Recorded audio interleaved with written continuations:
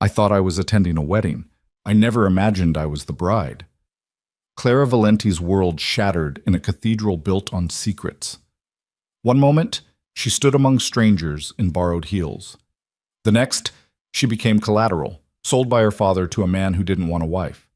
He wanted revenge, and she was the down payment. This is the story of a woman who refused to disappear and a man who built his empire on rage. It's about vows spoken under threat, love forged in captivity, and the dangerous space between punishment and redemption. If you're ready to witness a marriage that began as a weapon and ended as salvation, stay until the end. Hit that like button and comment with your city so I can see how far this story travels. Now, let's begin where it all fell apart. The cathedral smelled like lilies and lies. Claire Valenti stood in the back vestibule, her fingers smoothing non-existent wrinkles from a dress she'd never seen before today. Ivory silk, hand-stitched lace, a neckline that dipped just low enough to suggest elegance without crossing into provocation. It fit perfectly, which should have been her first warning. "Stop fidgeting." Her father's voice cut through the organ prelude filtering through the heavy wooden doors. Vincent Valenti didn't look at her when he spoke. He never did anymore. Clara dropped her hands. "Whose wedding is this again?" "A business associate." His jaw worked like he was chewing glass. "Someone important." That was the second warning. Vincent Valenti dealt in commercial real estate, office parks and strip malls, not the kind of wealth that required cathedral weddings with guest lists that looked like a Fortune 500 directory. Clara had seen the cars in the parking lot. Bentleys, Maseratis, a Rolls-Royce that probably cost more than her college education. "You didn't answer my question," Clara said quietly. "Whose wedding?" Her father's hand tightened on her elbow. Not gentle, not quite bruising. The exact pressure that said shut up and move. "Does it matter?" He finally met her eyes, and Clara saw something she'd never seen in her father before. Fear. Before she could respond, the vestibule doors opened. Not the outer doors leading to the parking lot and freedom. The inner doors. The ones that led to the altar. "It's time." The woman who spoke wore black despite the wedding white everywhere else. She was elegant, cold, and looked at Clara the way someone might appraise a painting they were considering purchasing. "Time for what?" Clara's voice came out smaller than she intended. Her father's grip shifted to her hand. He threaded it through his arm in what might have looked like a tender father-daughter moment, except his fingers were shaking. "Vincent." The woman in black didn't raise her voice. "We had an agreement." "I know." Her father's words barely qualified as sound. "I know." The organ music swelled. Pachelbel's canon in D. The universal sound of brides walking toward their futures. Clara's feet wouldn't move. "Dad, what's happening?" "I'm sorry." He said it so quietly she almost missed it. Then louder, to the woman in black. "She doesn't know." "Then she's about to learn." The woman stepped aside, revealing the cathedral interior beyond. Hundreds of candles, thousands of white roses, pews filled with strangers in expensive suits and designer dresses, all turned toward the back of the church, turned toward her. And at the altar, waiting beside a priest who looked like he'd rather be anywhere else, stood a man Clara had never seen before in her life. He was tall, dark-haired, handsome in the way that made you forget to breathe and remember to be afraid in the same instant. His suit probably cost more than her car. He stood with the stillness of someone who'd learned early that power didn't need to announce itself. When his eyes met hers across the length of the cathedral, Clara felt the floor tilt. Those weren't the eyes of a groom waiting for his bride. They were the eyes of a hunter who'd finally cornered his prey. "No!" The word burst out of Clara before she could stop it. "No, Dad, what is this?" Vincent Valenti had built a career on charm and confidence. He'd talked his way into deals that should have crushed him. He'd smiled through audits that should have ended him. But now, faced with his daughter's rising panic, he couldn't even meet her eyes. "You're getting married," he said. Each word sounded like it was being dragged over broken glass. Clara laughed. The sound echoed in the vestibule, sharp and jagged. Are you insane? I don't even know that man." "You will." The woman in black moved between them. Up close, Clara could see she was older than she'd first appeared. 50, maybe. With the kind of beauty that came from bone structure and the confidence that came from never hearing the word no. My son is waiting. Son. Clara's brain tried to process the word, but it wouldn't stick. Nothing about this made sense. She'd woken up this morning in her studio apartment in Midtown, planning to spend Saturday catching up on laundry and maybe finally finishing the art history book she'd been working through. Her father had called at noon saying he needed her to attend a wedding with him. Family obligation, important client. She hadn't thought twice about saying yes.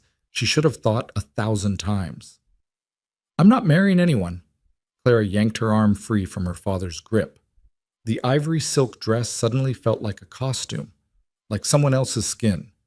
This is insane. This is payment. The woman's voice didn't rise, but it cut through Clara's panic like a blade. For debts your father incurred, promises he made, consequences he avoided for far too long. Clara spun toward Vincent. What is she talking about? Her father had aged 10 years in 10 seconds. The man who'd always seemed larger than life now looked hollowed out, defeated.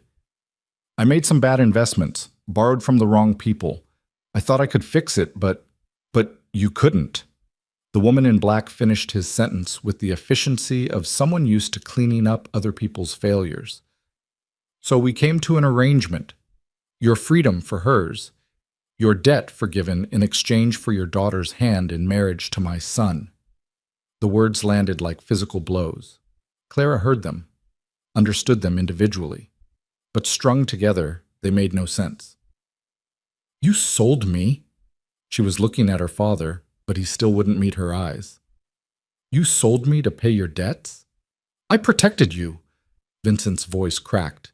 You don't understand what these people are capable of, what they would have done to both of us if I hadn't agreed. So instead you gave me to them. Clara's voice was rising, and she didn't care. Let the whole cathedral hear. Let those strangers in their expensive clothes know exactly what kind of transaction they were witnessing. I'm your daughter, not currency. You're both.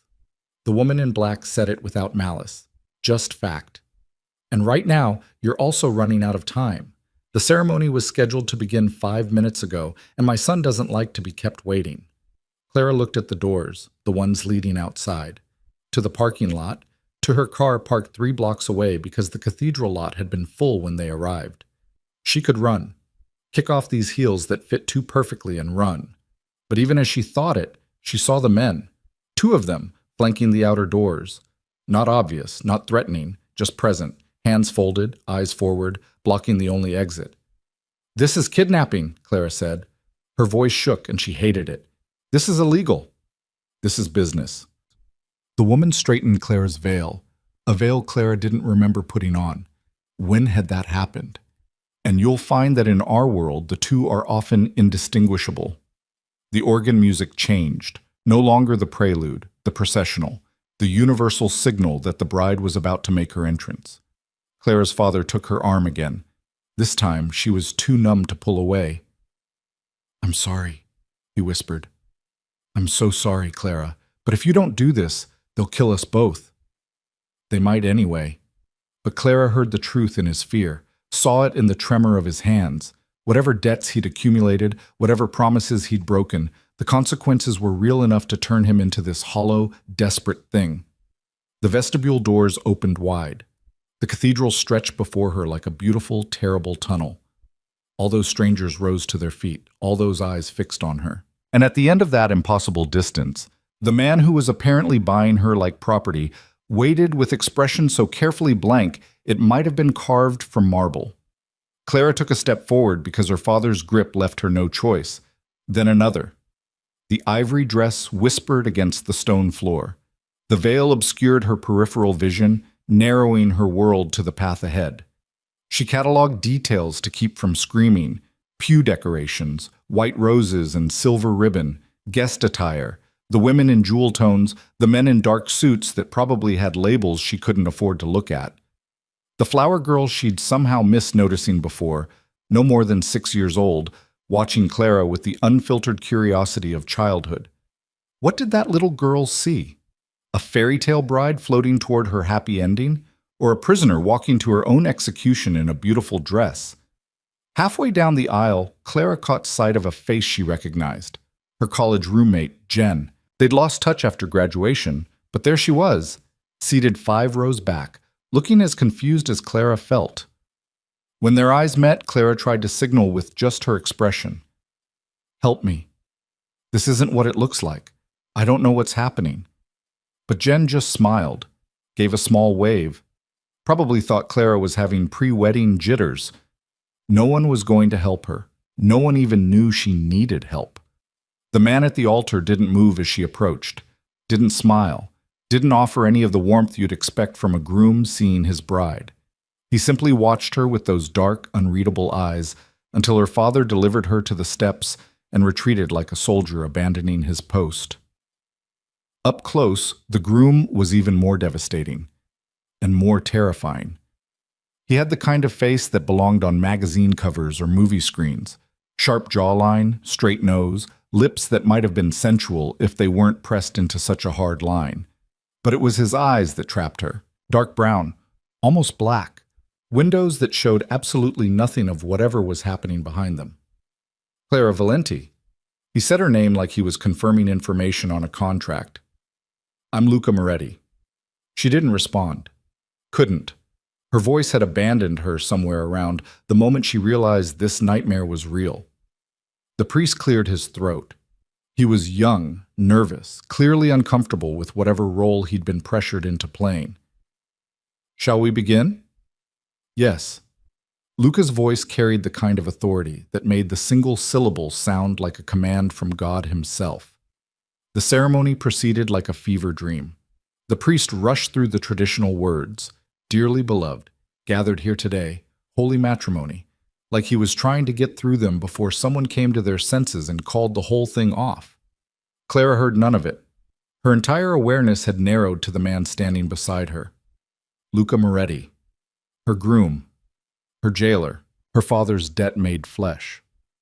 "Do you, Luca Moretti, take this woman to be your lawfully wedded wife?" "I do." No hesitation. No emotion. Just clinical agreement to terms. "And do you, Clara Valenti, take this man to be your lawfully wedded husband?" The cathedral went silent. Even the organ stopped. Every eye in the building focused on her, waiting for the words that would seal this impossible bargain. Clara looked at Luca, really looked at him. And for just a second, she saw something flicker in those carefully controlled eyes. Not warmth, not kindness, but recognition. Like he saw exactly what this cost her, and simply didn't care. Her voice broke on the single syllable. "Say it." Luca's words were barely a whisper, meant only for her. "Or your father dies tonight. Your choice." Not a threat, a promise. Clara heard the difference. She thought about running again, thought about screaming, thought about all the ways this moment would define the rest of her life, however long or short that turned out to be. "I do." The words tasted like ashes. "Then, by the power vested in me," the priest was practically sprinting now, "I now pronounce you husband and wife. You may kiss the bride." Luca's hand came up to cup Clara's face.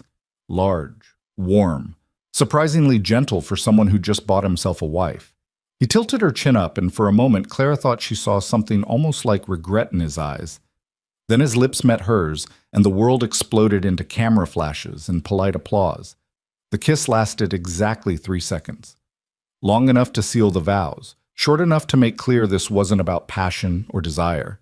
It was about ownership, claim, the final signature on a contract written in her father's cowardice and her own forced compliance.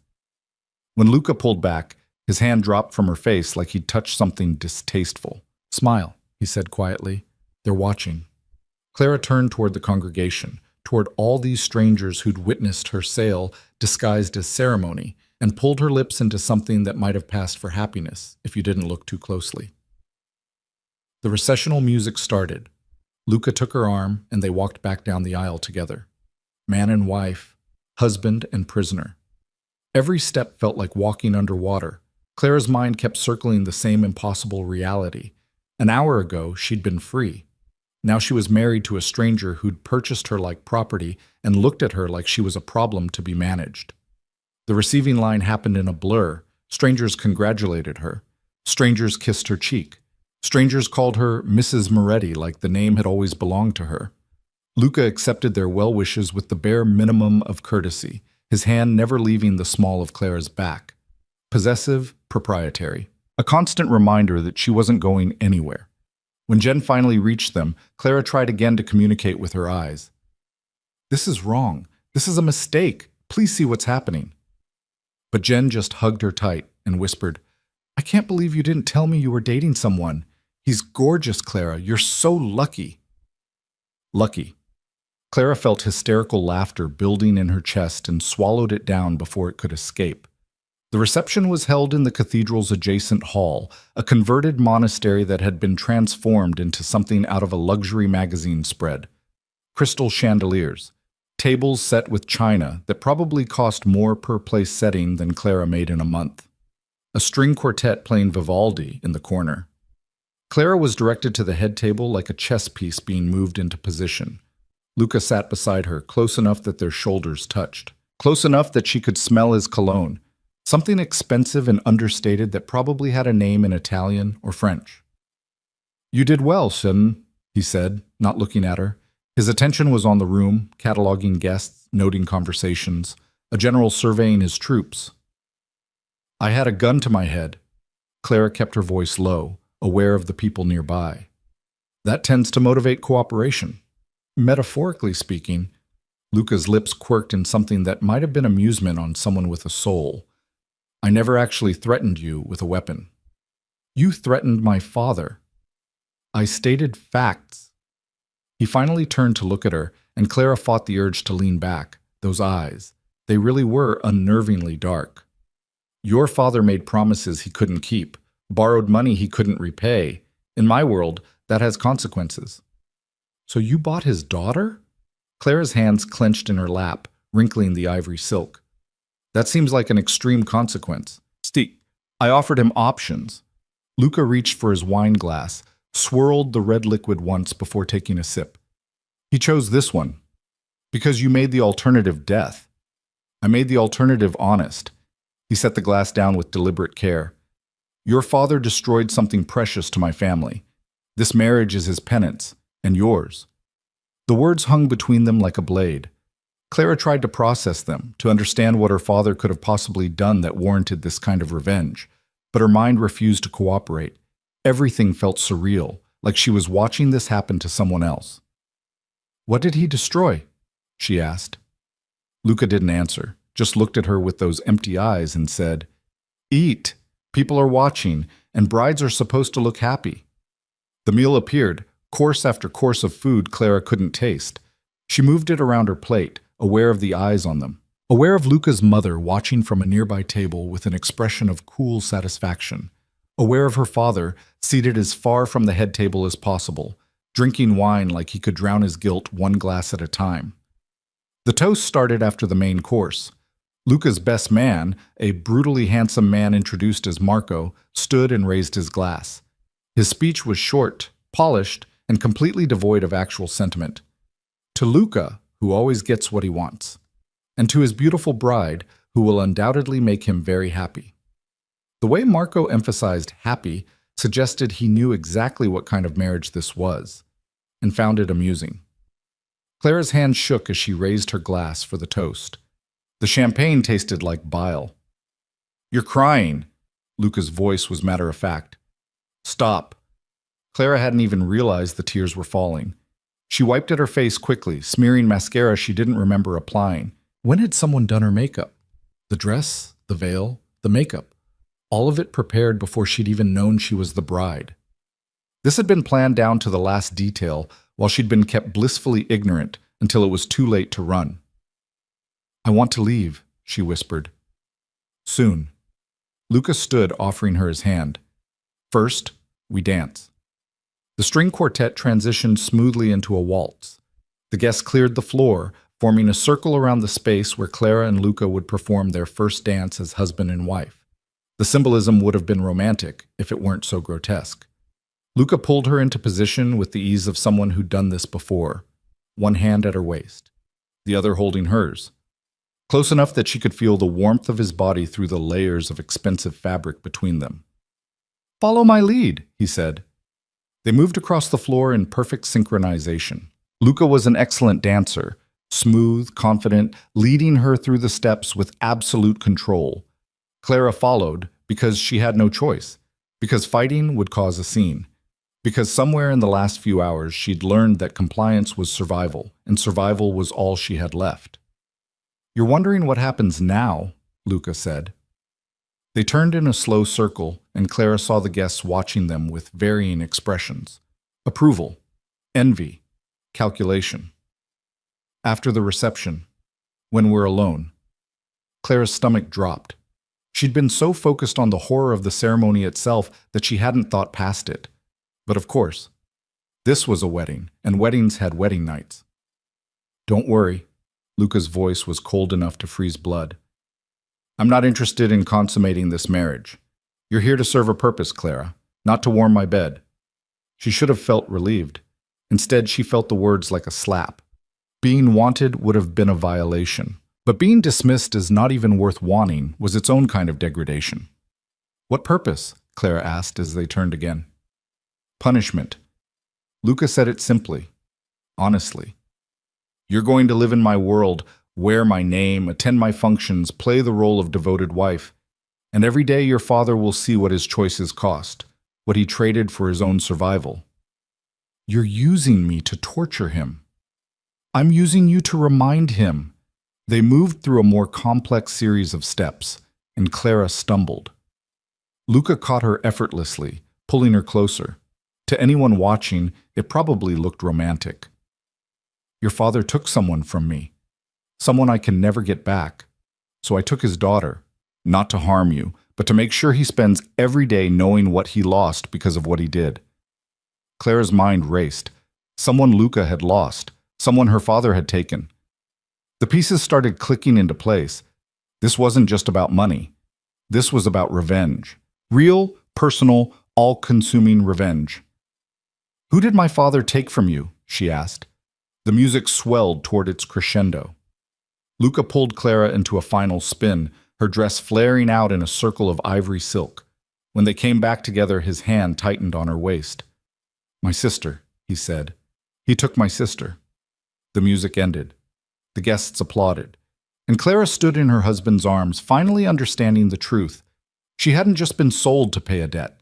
She'd been sold to become a living weapon in a war that had started long before she'd ever heard the name Moretti. Luca released her and stepped back, his expression smoothing into that blank, perfect mask he wore for the watching world. He offered her his arm, and Clara took it because every eye in the room was on them. They made their way back to the head table, accepting more congratulations, more well wishes, more lies dressed up as celebration. Clara smiled until her face hurt, nodded until her neck ached, played the role of happy bride because the alternative was admitting in front of all these powerful strangers that she was trapped in a marriage that had nothing to do with love and everything to do with vengeance. The reception finally, mercifully, wound down. Guests began to leave, pressing envelopes into Luca's hands, probably more money, more gifts, more tributes to the man who'd just acquired himself a wife, like she was a new watch or car. Clara's father approached the head table near the end of the night. He looked smaller than she'd ever seen him, older, broken. "Clara, he started, but she held up a hand. "Don't." The word came out flat, empty. "Just don't." Vincent Valenti stood there for a long moment, maybe hoping she'd change her mind. Forgive him. Tell him she understood that he'd had no choice. But Clara had nothing left to give him. Not forgiveness, not understanding, not even anger. Just a vast echoing emptiness where her old life used to be. Her father left without another word. "It's time to go." Luca appeared at her shoulder.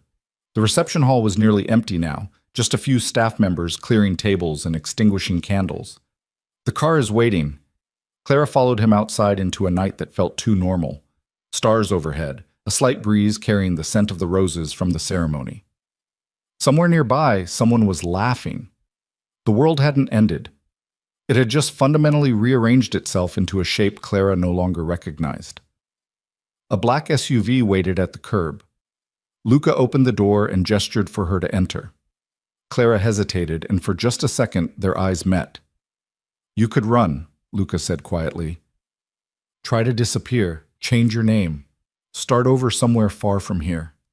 Hope flickered in Clara's chest before she could stop it. "But then I'd find you," Luca continued, "and I'd hurt everyone you care about. Your friends, your former roommates, the barista who knows your coffee order, everyone, until you understood that there is no escape from this. From me. From the choice your father made when he destroyed my family." The hope died as quickly as it had sparked. Clara got into the SUV, Luca slid in beside her, and the driver pulled away from the cathedral, away from the last place where Clara Valenti had existed, toward whatever came next for Clara Moretti, the woman who'd been sold, the bride who'd been bought, the weapon in a war she never asked to fight. She watched the city lights blur past the window and wondered if her father had felt like this the moment he'd made his deal with the Morettis. If he'd known, in that instant, that he was trading away something that could never be reclaimed. "Where are we going?" Clara asked. Luca didn't look at her. "Home." But they both knew the word was a lie. Home meant safety, warmth, belonging. What waited for Clara at the end of this drive was a beautiful cage, and the beginning of a marriage that was really a prison sentence for crimes she'd never committed, handed down by a judge who'd decided her suffering was the price for her father's sins. The SUV drove through the night, carrying Clara toward her new life as Mrs. Luca Moretti. And behind them, in the cathedral where it had all begun, the candles finally burned out, leaving nothing but darkness and the fading scent of roses that had celebrated a wedding that was really a funeral for the woman Clara had been, for the future she'd imagined, for the freedom she'd taken for granted right up until the moment it was ripped away. The SUV turned onto a private road. Through the trees, Clara caught glimpses of a house. No, an estate. Sprawling, modern, surrounded by walls and gates that would keep the world out and keep her in.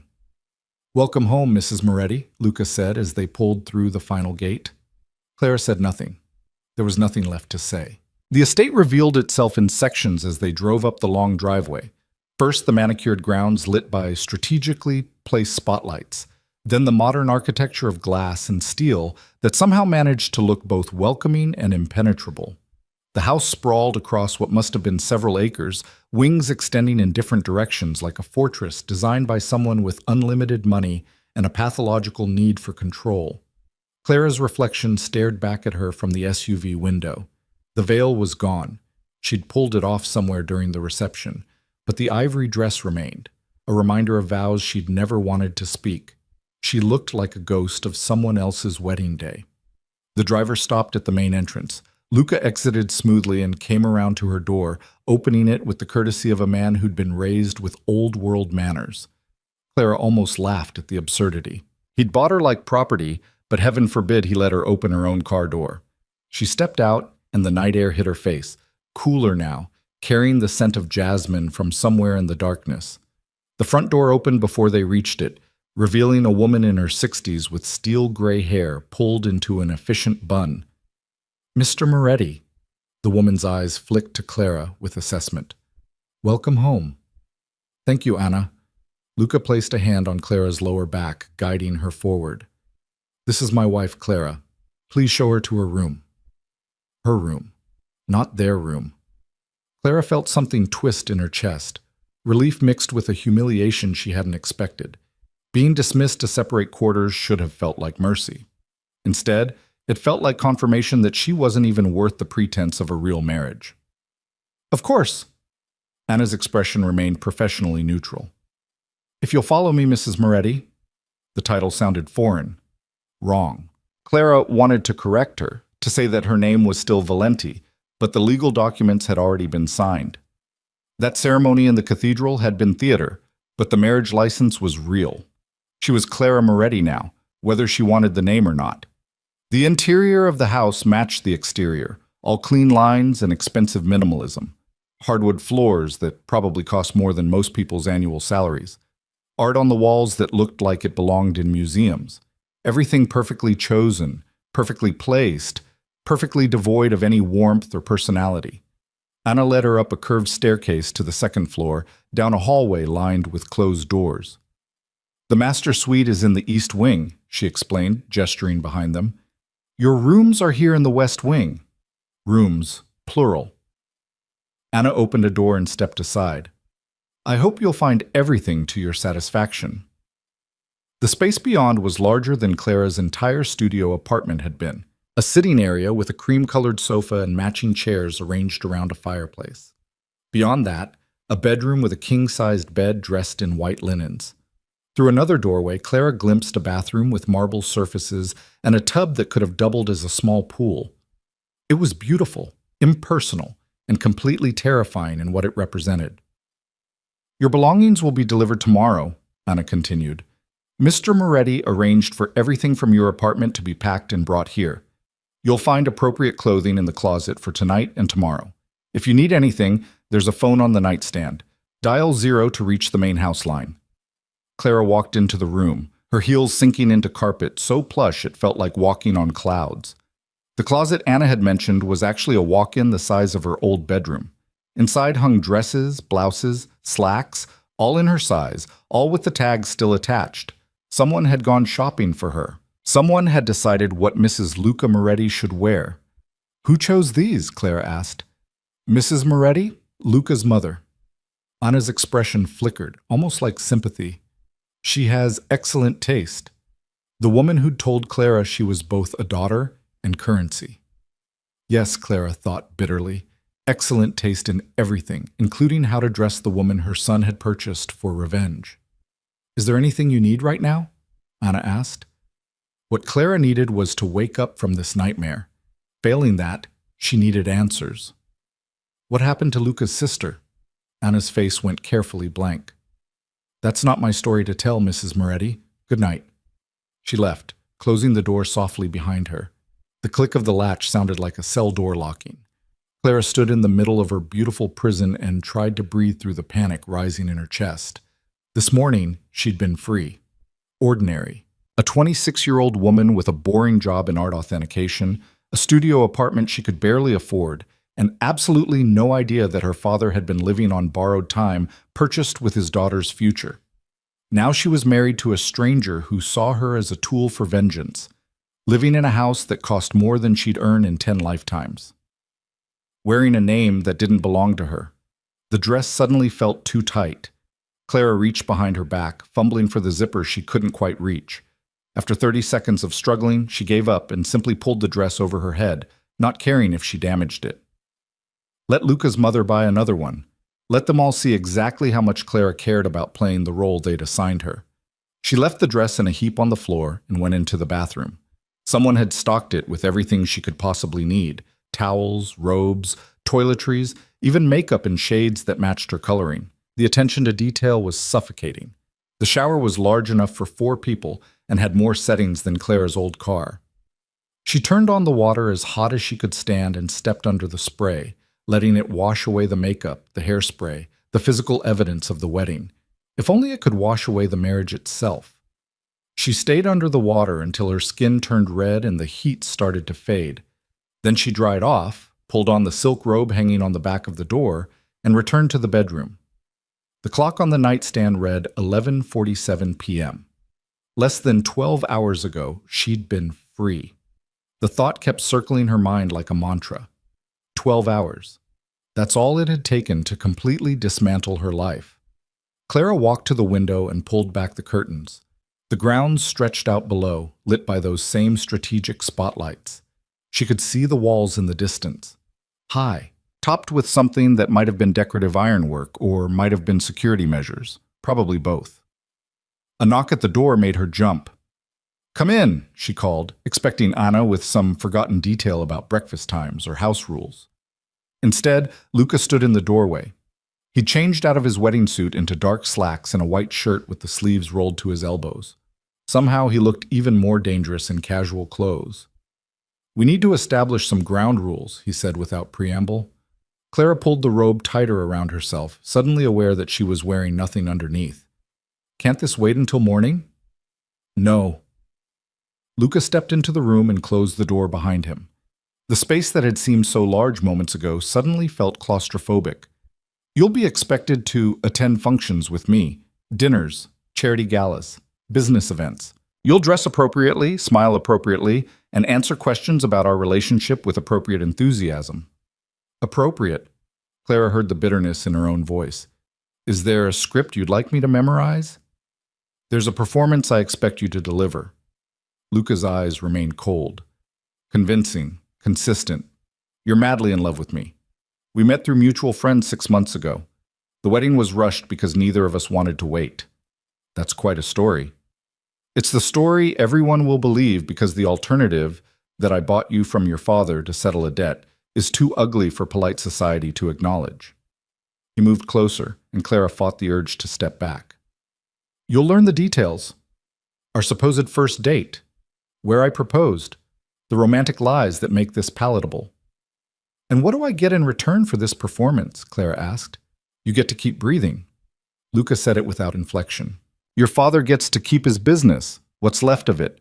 Your friends continue their lives without suddenly experiencing mysterious accidents or financial difficulties. So I'm a hostage. You're a wife. He gestured to the room around them. An extremely well-kept wife. You have access to everything in this house except my private office and the East Wing. You have credit cards in your new name, a car at your disposal, though the driver will report everywhere you go. The illusion of freedom with the reality of surveillance. Clara's hands clenched into fists. How generous. It is, actually. Luca's voice hardened. You could be locked in this room 24 hours a day, fed through a slot in the door, kept in conditions that make your current situation look like paradise. Don't mistake my restraint for kindness, Clara. It's strategy. A broken, obviously mistreated wife would raise questions. A happy, well-dressed wife confirms that Luca Moretti has everything under control, including me, especially you. He reached into his pocket and pulled out a small velvet box. You forgot this at the reception. He opened the box to reveal a ring, a diamond so large it looked almost obscene, set in platinum that caught the light like captured ice. The engagement ring she'd never received because there had been no engagement. Just a transaction disguised as romance. Put it on, Luca said. Clara's stomach turned. No. Excuse me? The temperature in the room seemed to drop 10 degrees. I said no. Clara met his eyes and held them, even though every instinct screamed at her to look away. You can force me to live here.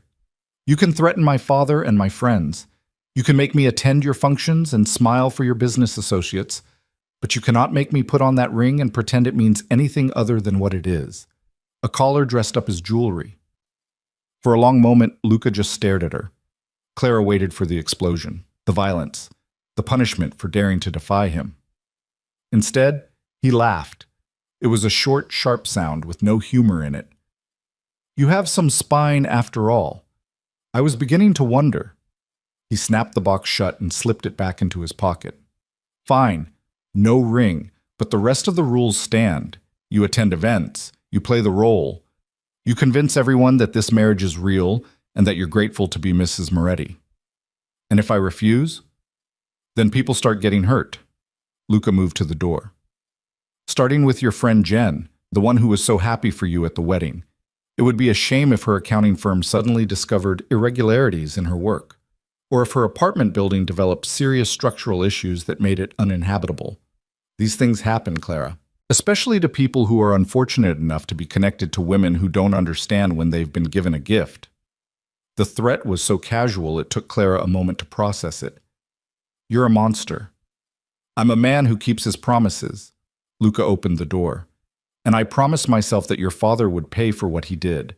That promise doesn't require me to be kind to you, just to keep you alive and presentable. Everything else is negotiable based on your behavior. He paused in the doorway, his profile sharp against the hallway light. Breakfast is at 7. Don't be late. The door closed behind him, and Clara was alone again. She sank onto the edge of the bed, her legs suddenly unable to support her weight. The silk robe felt too thin. The room felt too cold. Everything felt wrong in a way that she couldn't articulate. Her phone. The thought struck her suddenly. She'd left it in her purse at the wedding. Maybe it was here. Maybe she could call someone. The police. A lawyer. Anyone who could help her escape this nightmare. But even as she thought it, she knew it was pointless. Luca's family clearly had money and power that extended far beyond what Clara had imagined. The cathedral wedding, the guest list that looked like a who's who of the city's elite, the casual way Luca threatened to destroy her friend's life without any apparent concern that someone might stop him. These weren't people the police could touch. These weren't problems a lawyer could solve. Clara lay back on the bed and stared at the ceiling. Somewhere in this massive house, Luca was probably doing the same thing. Or maybe he was sleeping peacefully, untroubled by the fact that he'd just imprisoned a stranger in a marriage she never consented to. What had her father done to Luca's sister? The question circled endlessly. What could possibly have warranted this level of revenge? Sleep didn't come. Clara watched the clock count through midnight and into the early morning hours, her mind cycling through everything that had happened, everything Luca had said, trying to find some way out that didn't end with everyone she cared about getting hurt. She must have dozed eventually because the next thing she knew, light was streaming through the windows and Anna was knocking on the door. "Mrs. Moretti, it's 6:30. Mr. Moretti asked me to remind you about breakfast." Clara dragged herself upright, her body aching like she'd been in a fight. In a way, she supposed she had been, and lost. The closet offered up clothes chosen by Luca's mother, a silk blouse in deep green, black slacks, and heels that were somehow exactly her size. Clara dressed mechanically, her hands going through the motions while her mind stayed carefully blank. If she thought too hard about any of this, she'd break. And breaking wasn't an option. She found her way downstairs by following the smell of coffee. The kitchen was enormous, all stainless steel and marble countertops.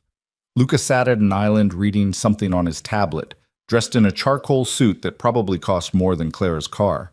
He looked up when she entered. His eyes tracked over her outfit with the detached assessment of a buyer examining merchandise. "Good," was all he said. Anna appeared with coffee and placed it in front of Clara without being asked. The domestic normalcy of it was surreal. "You have an appointment this afternoon," Luca said, setting down his tablet, "with a stylist. She'll help you understand what's expected in terms of appearance." "I know how to dress myself."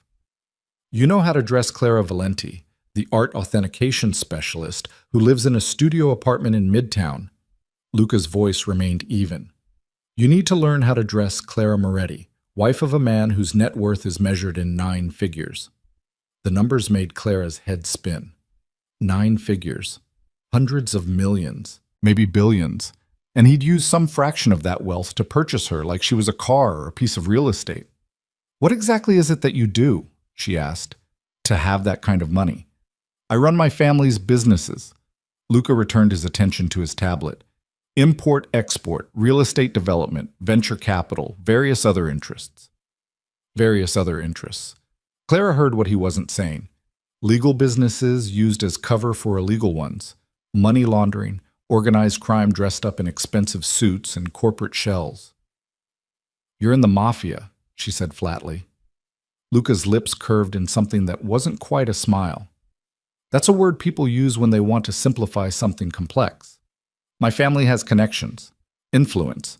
We operate in gray areas that make conventional businessmen uncomfortable, but Mafia suggests a level of crude violence that doesn't match our operations. You bought a human being to settle a vendetta. That seems pretty crude to me." "That was personal, not business." He stood, smoothing his tie. "And it was necessary. You'll understand why eventually." "Your sister," Clara said. "What happened to her?" Luca's expression went carefully blank. For a moment, Clara thought he wouldn't answer. Then he said, "She died 3 years ago, and your father's negligence is the reason." He picked up his tablet and walked toward the door. "The stylist will be here at 2. Don't disappoint me, Clara. I'd hate for Jen to experience any unfortunate accidents because you couldn't be bothered to show up for an appointment." Then he was gone, leaving Clara alone with her coffee and the weight of his casual threat. Anna returned to clear Luca's place. "Can I get you anything else?" "Information," Clara said, "about what happened to Luca's sister." Anna's hand stilled.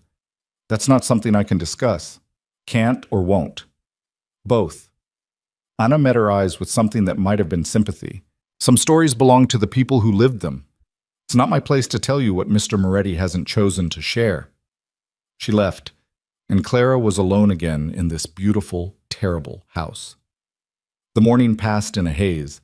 Clara explored the house, finding room after room of expensive furniture and art that no one seemed to use. A library with thousands of books organized by subject and author. A home gym that looked like it belonged in a professional facility. A screening room with theater-style seating, all of it perfect and sterile and utterly lacking in anything that resembled a home. The east wing remained locked, just as Luca had said it would be. Clara stood outside the double doors for a long moment, wondering what secrets he kept behind them. At 2 o'clock precisely, the doorbell rang. Anna answered it, and a woman in her 40s swept into the house carrying several large bags and an expression of focused intensity. "You must be Clara." The woman air-kissed both of Clara's cheeks like they were old friends. "I'm Diane. Luca called me personally to help you adjust to your new circumstances. Isn't that sweet?" Sweet wasn't the word Clara would have chosen. Diane sat up in Clara's sitting room, spreading out makeup, hair tools, and what looked like an entire department store's worth of accessories. "Now, you're naturally very pretty, good bone structure, but we need to elevate you. Take you from girl next door to trophy wife." "I'm not a trophy," Clara said. Diane laughed like Clara had made a joke. "Of course you are, darling. That's the point. Luca Moretti doesn't do anything halfway, and that includes his choice of wife. You need to look like you belong on his arm at events where a single piece of jewelry costs more than most people make in a year." For the next 3 hours, Diane transformed Clara. New makeup techniques that emphasized her eyes and cheekbones. A different way of styling her hair that looked effortlessly elegant, but probably required an hour of effort. Lessons on posture, on how to walk in heels that were more like architectural achievements than shoes, on the specific way to smile that suggested warmth without actually committing to any genuine emotion. "You're a quick study," Diane said approvingly. "Some women never get this. They always look like they're wearing someone else's skin. But you adapt." "Because I've had practice," Clara thought. Years of watching her father pretend to be more successful than he was. Months of authenticating art for clients who needed someone to confirm their expensive purchases weren't forgeries, while never quite saying it that directly. She'd learned early how to perform whatever role the situation required. She just never thought she'd have to perform being in love with a man who saw her as a weapon. "There's an event next week," Diane said as she packed up her supplies. "A charity gala benefiting children's hospitals. Luca's family is one of the major sponsors. You'll attend with him, and everyone will be watching to see how you handle yourself." "What happens if I don't handle myself well?" Diane's smile didn't waver. "Then Luca will be disappointed. And trust me, darling, disappointing that man is not something you want to do. I've been dressing women in his circle for 15 years. The ones who understand their role and play it well, they thrive. The ones who fight against it?" She shook her head. "They don't last long." After Diane left, Clara stood in front of the full-length mirror in her closet. The woman looking back at her was polished, elegant, and completely unrecognizable. This was Clara Moretti, the trophy wife, the living reminder of Vincent Valenti's failures. She wanted to smash the mirror. Instead, she carefully removed all the makeup Diane had applied and scrubbed her face clean. Luca returned home just before 7. Clara heard his voice in the foyer, speaking to Anna about something, then footsteps approaching her wing. He knocked this time, a small courtesy that somehow made everything worse. "Come in," Clara called. Luca entered, still in his suit from this morning. His eyes went to her bare face, her casual clothes, jeans and a t-shirt from the selection his mother had provided, and something flickered across his expression too quickly for Clara to read. "Diane said the appointment went well," he said. "Diane taught me how to be your perfect accessory." Clara kept her voice level. "Congratulations. Your investment is already showing returns." "Is that what you think you are?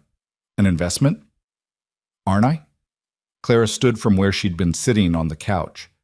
"You spent whatever my father owed you plus the cost of this whole arrangement. The wedding, the house, the clothes, the stylist. All of it calculated to produce a specific return.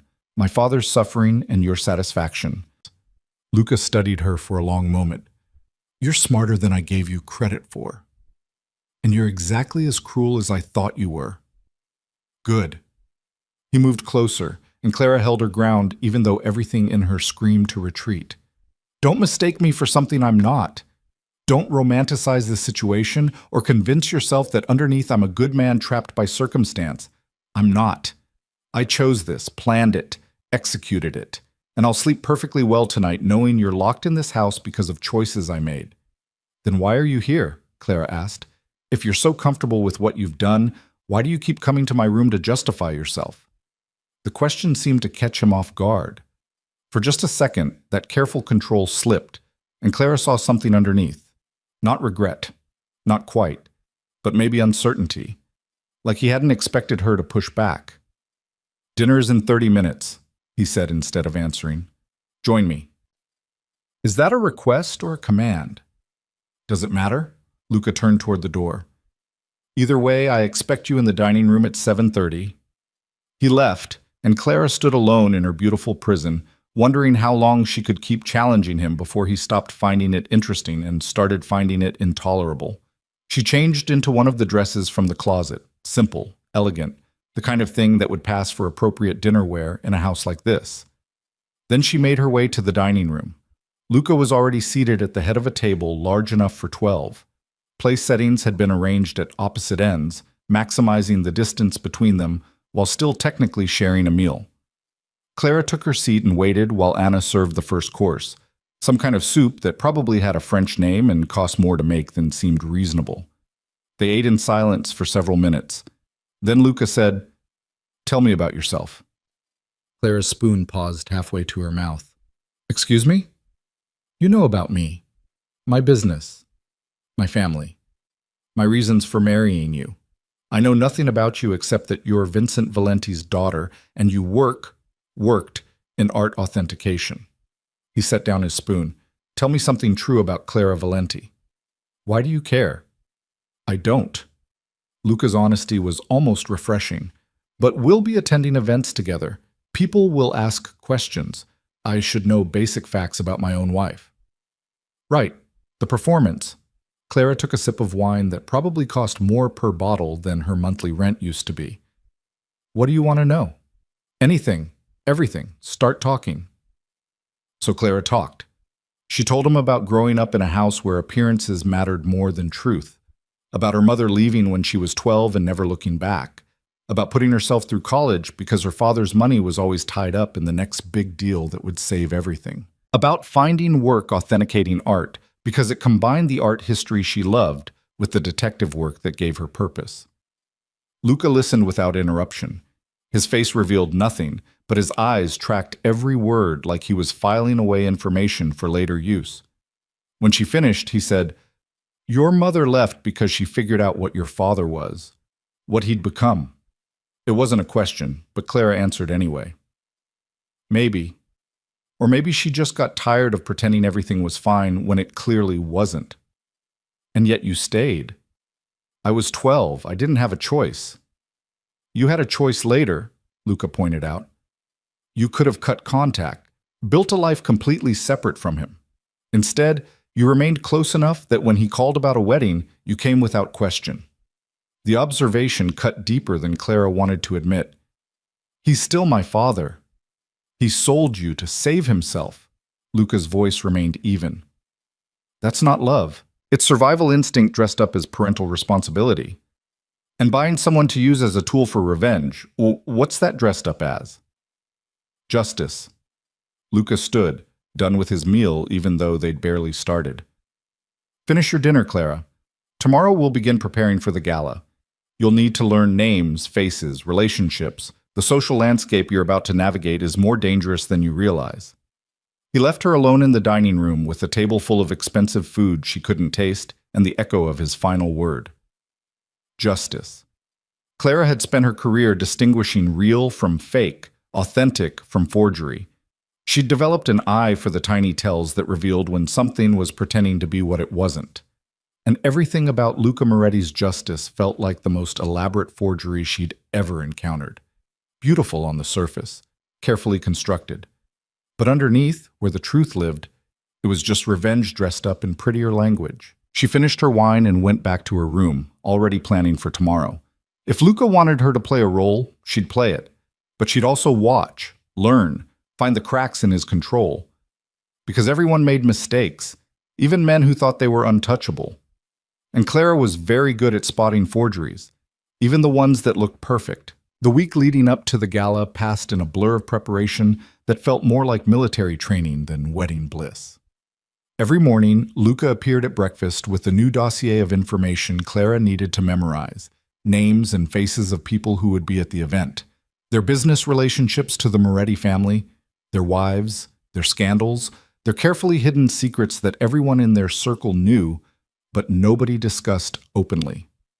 Marcus Delacroix, Luca said, sliding a photo across the breakfast table on the third morning, imports luxury goods from Europe, married to his second wife, Simone. First wife died in a boating accident that was ruled suspicious but never investigated. He owes my family 7 figures from a deal that went south in 2023. Clara studied the photo. Delacroix looked like a cartoon villain, slicked back hair, 2 white teeth, the kind of tan that came from a bottle or a tanning bed. And I need to know this because when he asks you how we met, you'll smile and tell him the story we've agreed on. And when he mentions his debt or tries to use you to get information about when I might call it in, you'll deflect gracefully and tell me everything he said the moment we're alone. You want me to spy for you. I want you to be useful. Luca's eyes remained on his tablet, scrolling through what looked like financial reports. Otherwise, you're just expensive decoration. Clara bit back the response that rose to her lips. She'd learned over the past few days that arguing with Luca was pointless. He had an answer for everything, delivered with the kind of calm certainty that made you feel stupid for questioning him in the first place. Instead, she memorized Delacroix's face and moved on to the next photo, and the next, and the next. By the time breakfast ended, her head felt stuffed with names and scandals and the intricate web of connections that linked everyone in Luca's world. The afternoons were devoted to other lessons. How to navigate a room full of predators disguised as philanthropists. How to accept compliments that were really insults. How to deliver insults that sounded like compliments. The social warfare of the extremely wealthy, fought with smiles and champagne and perfectly timed observations that could destroy reputations without anyone raising their voice. Diane returned twice more, each time with refinements to Clara's appearance. A slightly different shade of lipstick. A new way to style her hair that looked effortless but required 45 minutes and enough hairspray to shellac a building. Jewelry lessons. When to wear diamonds versus pearls. How much sparkle was confident versus desperate. The subtle messages sent by a woman's choice of earrings. You're representing Luca now, Diane reminded her during the second visit. Every choice you make reflects on him. Every outfit, every accessory, every word you speak in public. You're not just Clara anymore. You're a Moretti. Act accordingly. The words settled over Clara like a weight. She wasn't just Clara anymore. The woman she'd been, the art authenticator with a tiny apartment and a normal life, had been erased as thoroughly as if she'd never existed. In her place stood this polished stranger who knew how to navigate social minefields and could identify the difference between Cartier and Tiffany at 20 paces. The nights were the hardest. Luca rarely joined her for dinner after that first evening, usually sending word through Anna that he was working late or had business to attend to. Clara ate alone in his formal dining room, or, when she couldn't stand the echo of her own thoughts in that cavernous space, in her bedroom, while staring at the walls that were starting to feel more like a cage than a sanctuary. She tried calling her father twice. Both times the calls went to voicemail. She didn't leave messages. What would she even say? That she was fine? That would be a lie. That she hated him? He already knew that. That she forgave him? She couldn't manage that level of dishonesty, even to make them both feel better. On the 5th night, Clara was lying in bed reading one of the books from Luca's library, a first edition of The Great Gatsby that was probably worth more than her car, when she heard voices in the hallway. Male voices. Angry. She set down the book and moved to the door, pressing her ear against the wood. Can't keep doing this. The voice was unfamiliar. Young, strained with an emotion Clara couldn't quite identify. It's been 3 years, Luca. 3 years. At some point, you have to let it go. I'll let it go when justice has been served. Luca's voice was cold enough to freeze water. And justice requires him to understand exactly what he took from us. He understands. You made sure of that when you destroyed his business, when you blacklisted him from every legitimate venture in the city, when you took his daughter and turned her into whatever this is. Clara's breath caught. They were talking about her. His daughter is fine, Luca said. She's living in luxury, wearing clothes worth thousands, eating food most people will never taste. I've been remarkably kind, all things considered. Kind? The other voice rose, then dropped again, like someone had remembered to keep quiet. You bought a human being, Luca. You forced her into a marriage she didn't want. That's not kind. That's sociopathic. Don't lecture me about morality, Marco. Not when you've done worse for less compelling reasons. Marco. Clara remembered the name. Luca's best man. The one who'd given that toast about Luca always getting what he wanted. That was business, Marco said. This is personal. And personal makes you sloppy, makes you vulnerable. What happens when she figures out the truth? What truth? Luca's voice had gone dangerously quiet. That you're not the villain you're pretending to be.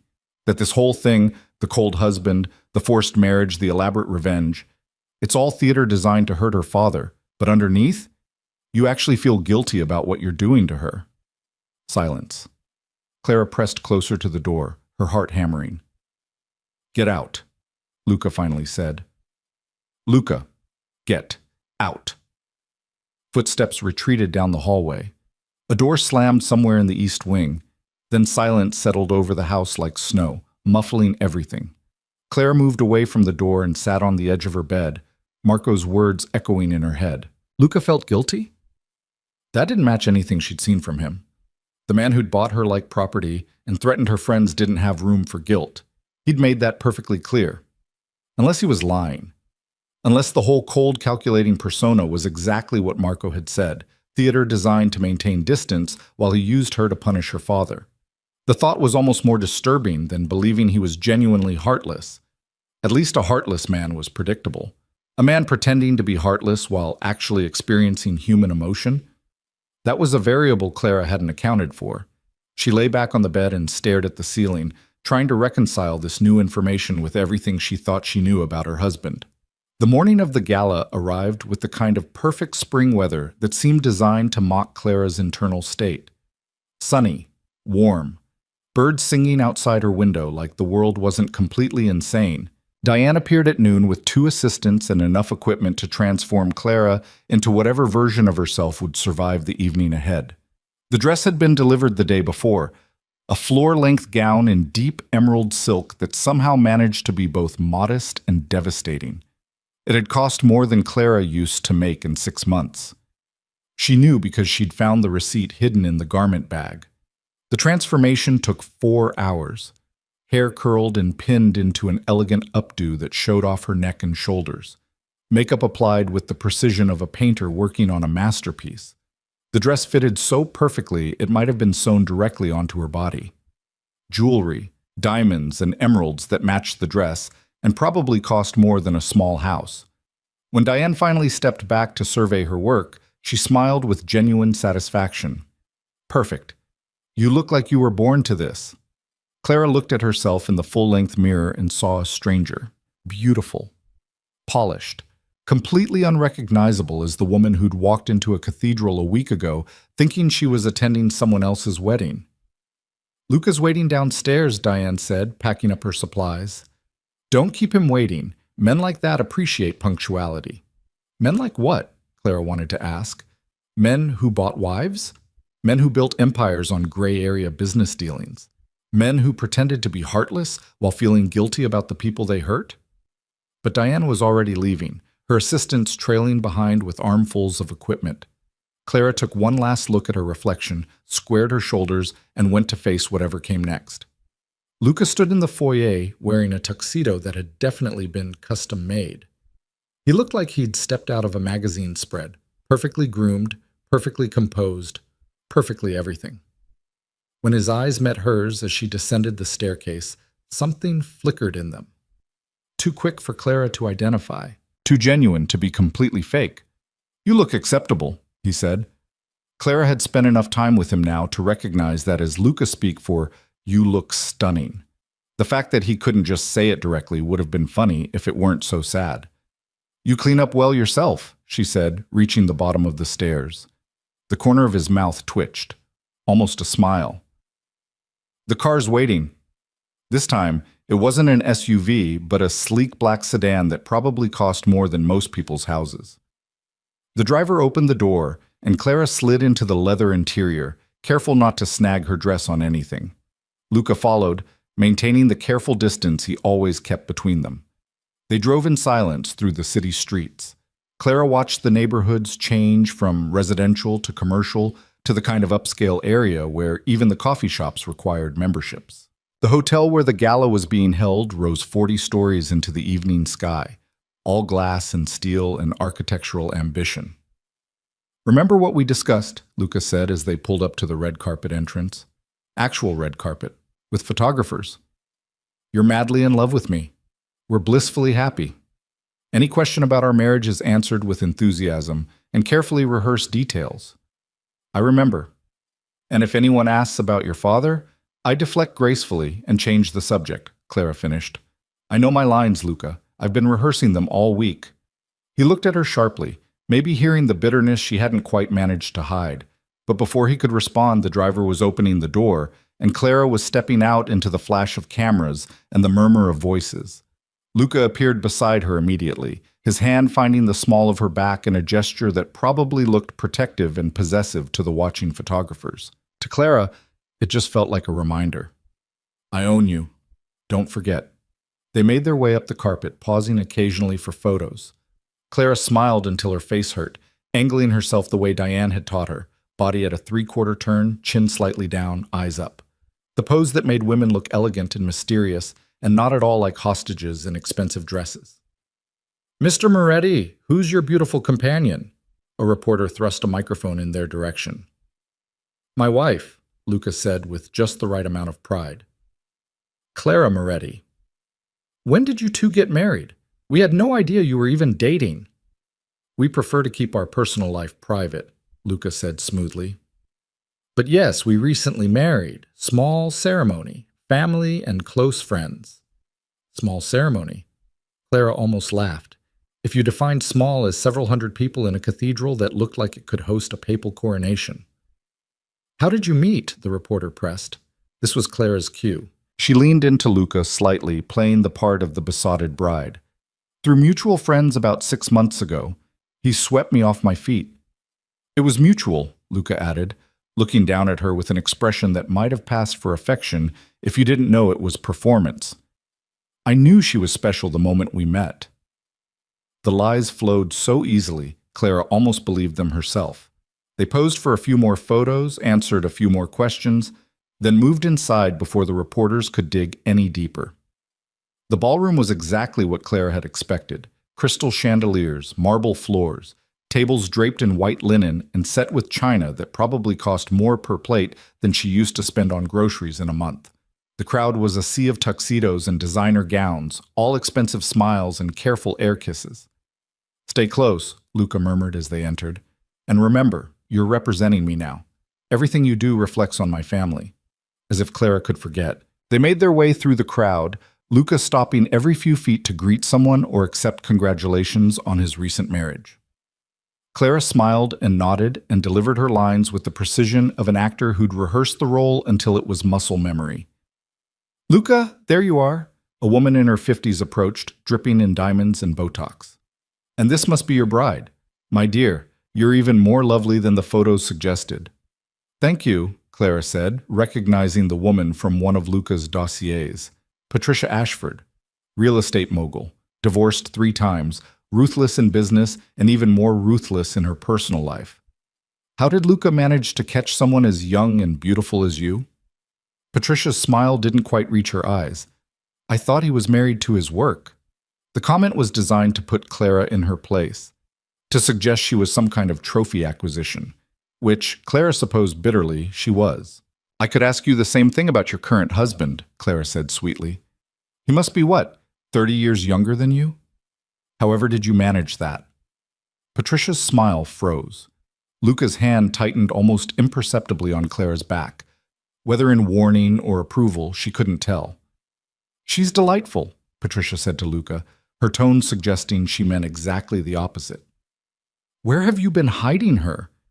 I haven't been hiding her, Luca said, just keeping her to myself until I was ready to share. They extricated themselves from Patricia and moved deeper into the crowd. Once they were out of earshot, Luca leaned down to whisper, "That was reckless." "That was self-defense," Clara corrected. "She was testing me. If I'd let her get away with that comment, every other woman in this room would have seen me as weak. And now they see you as a threat. Good. Let them." Luca's expression shifted into something Clara couldn't quite read. "You're learning faster than I expected. I'm a quick study when my survival depends on it." They continued their circuit of the room, and Clara deployed the lessons she'd learned. Smile at the right people. Deflect the wrong questions. Make the kind of small talk that conveyed sophistication without revealing anything real. It was exhausting and exhilarating in equal measure. Marcus Delacroix appeared about an hour into the event, exactly as oily and unpleasant as his photo had suggested. He cornered them near the bar, drink in hand, smile wide and predatory. "Luca, congratulations on the marriage." His eyes slid over Clara in a way that made her skin crawl. "You've done well for yourself." "Thank you, Marcus." Luca's voice remained pleasant, but Clara felt the tension in his body. These two men hated each other. It radiated off them like heat. "And Clara, is it? Tell me, how does a young woman end up married to a man like Luca?" Delacroix's tone suggested the question was friendly curiosity. The look in his eyes suggested he knew exactly how and found it amusing. "The usual way," Clara said. "We met. We fell in love. We got married." "How romantic." Delacroix took a sip of his drink. "And your family approved? I understand your father is Vincent Valenti. Real estate, isn't he? Must be quite the step up for him, having his daughter marry into the Moretti family." There it was, the real question hidden beneath the polite words. "Does your father-in-law owe you money, and can I use that information somehow?" "My father is thrilled for us," Clara said smoothly, as any parent would be when their child finds happiness. "I'm sure he is." Delacroix's smile widened. "Luca, we should talk sometime, about that matter we discussed last year. I think I might be able to settle up sooner than anticipated." "My office will be in touch," Luca said, his tone making it clear the conversation was over. Delacroix took the hint and drifted away. Once he was gone, Luca guided Clara toward a quieter corner of the ballroom. "Well done," he said quietly. "He was fishing for information, and you gave him nothing." "I told you I knew my lines." "You did more than recite lines. You read him. Understood what he was really asking. That's not something that can be taught." Clara looked up at him, surprised by what sounded almost like genuine praise. "I've had practice spotting liars. It was part of my job." "Authenticating art requires reading people as much as reading paintings," Luca said. It wasn't a question. "Every forgery starts with someone trying to convince you it's real. You learn to look for the tells, the inconsistencies, the places where the story doesn't quite add up." Something shifted in Luca's expression. "And what tells have you spotted in me?" The question caught Clara off guard. She studied him, really studied him, taking in the carefully controlled expression, the rigid posture, the way he held himself apart from everyone even when standing in a crowd. "You're lonely," she said finally, "surrounded by hundreds of people who want something from you, and you're completely alone." For just a second, Luca's mask slipped. Clara saw raw surprise in his eyes, followed by something that looked almost like pain. Then the walls came back up, and he was once again the untouchable man who'd bought himself a wife for revenge. "You don't know anything about me," he said. "I know you're pretending to be colder than you actually are," Clara said, remembering Marco's words from the hallway. "I know that whatever my father did to your sister haunts you, and I know that using me to punish him makes you feel guilty, even if you'd never admit it." Luca's jaw tightened. "Where is this coming from?" "I pay attention. It's what I do." Before Luca could respond, a commotion near the entrance drew their attention. A man had arrived, late, disheveled, and clearly drunk. He was being escorted out by security, but not before he shouted something that made half the ballroom turn to look. "Luca Moretti, you think you can destroy people's lives and get away with it? You think marrying that girl erases what you did?" Security hustled him out, but the damage was done. Hundreds of eyes turned toward Luca and Clara, watching to see how they'd respond. Luca's expression remained completely neutral. "Ignore it," he said quietly. "Smile. Act like it didn't happen." But Clara had recognized the man. Older now, broken by whatever Luca had done to him, but still recognizable from photos she'd seen in her father's office years ago.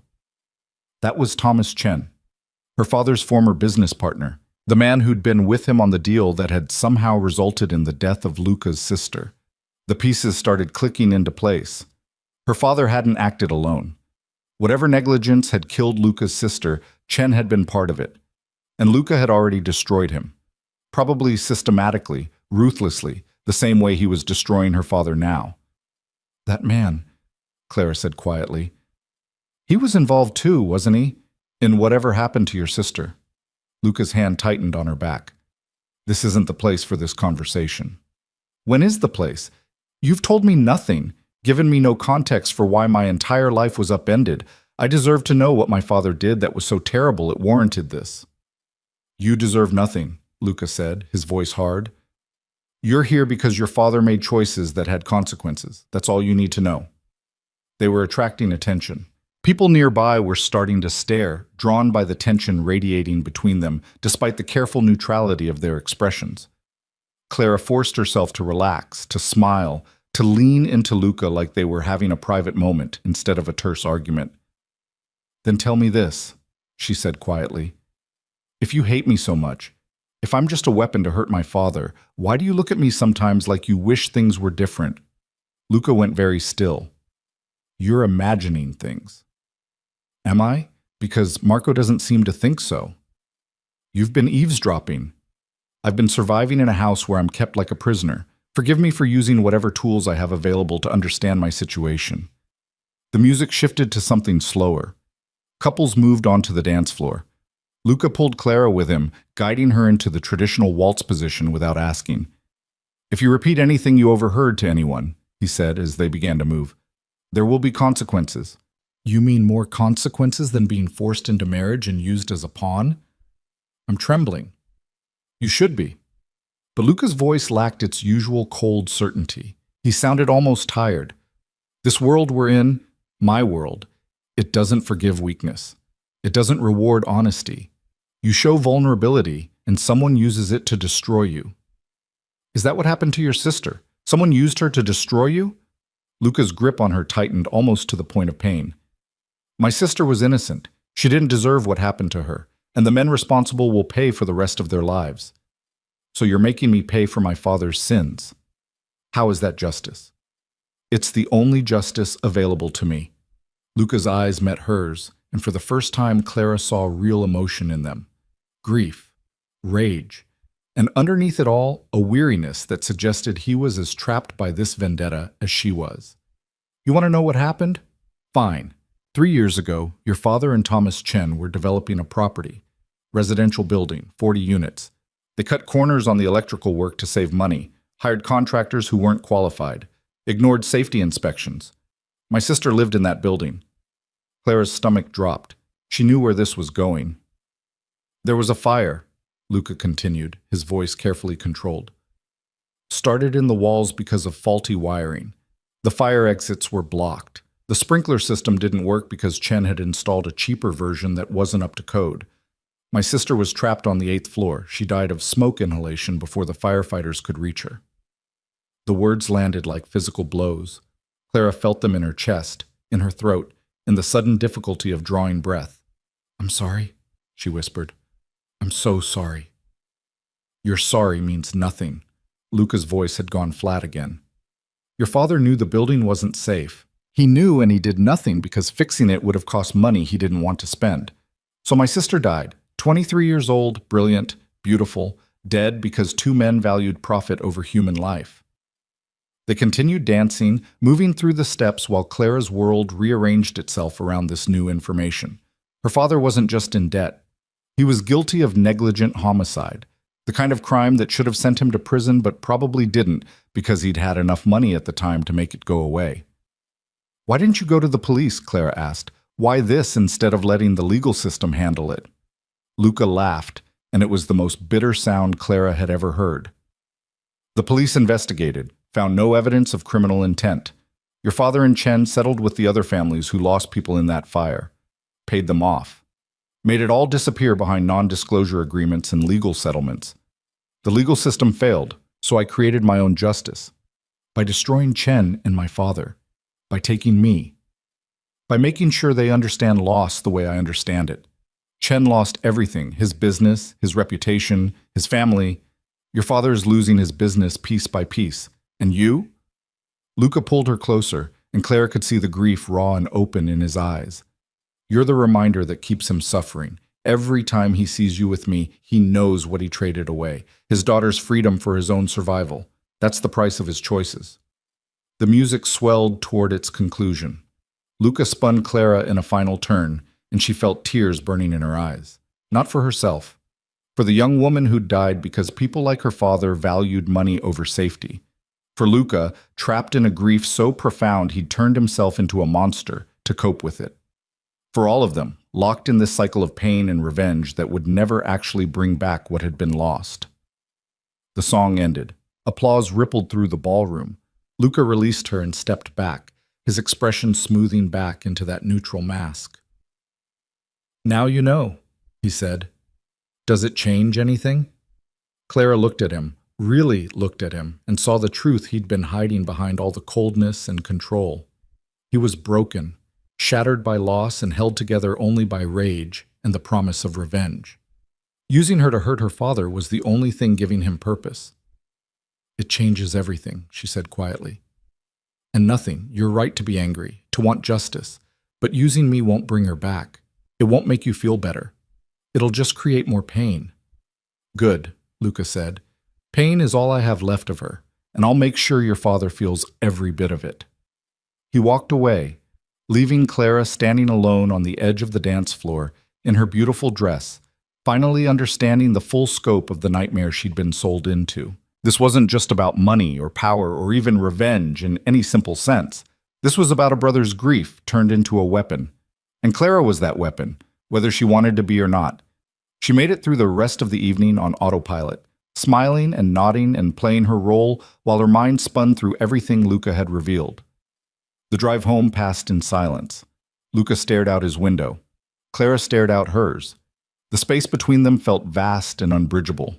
When they arrived at the estate, Luca disappeared into the east wing without a word. Clara went to her own rooms, carefully removing the expensive dress and jewelry, washing off the makeup, taking down her hair. In the mirror, she looked like herself again. Not Clara Moretti, the trophy wife. Just Clara. The woman whose father had caused someone's death and never paid for it. The woman who was now paying for it instead.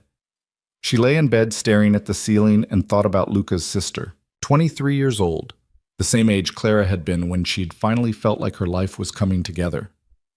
What had she been like? What dreams had died with her in that fire? What kind of person left behind a brother who loved her enough to destroy himself seeking revenge? And what kind of woman was Clara becoming, trapped between understanding why Luca wanted vengeance and knowing that she was the instrument of it? The questions had no answers, just like there was no escape from the beautiful cage she lived in or the marriage that was really a prison sentence.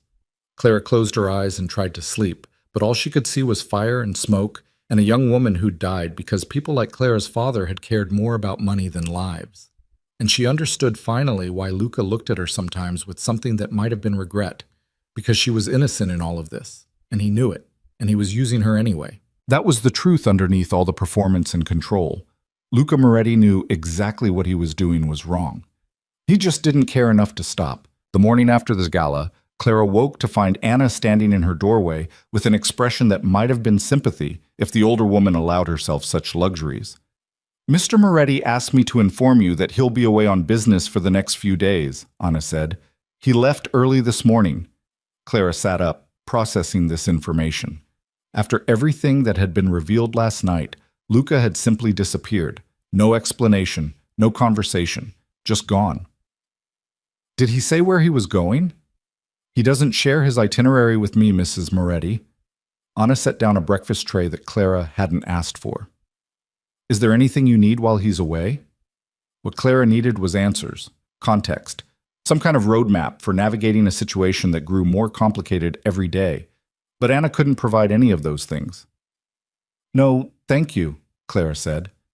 After Anna left, Clara picked at the breakfast without tasting it. Her mind kept circling back to the previous night.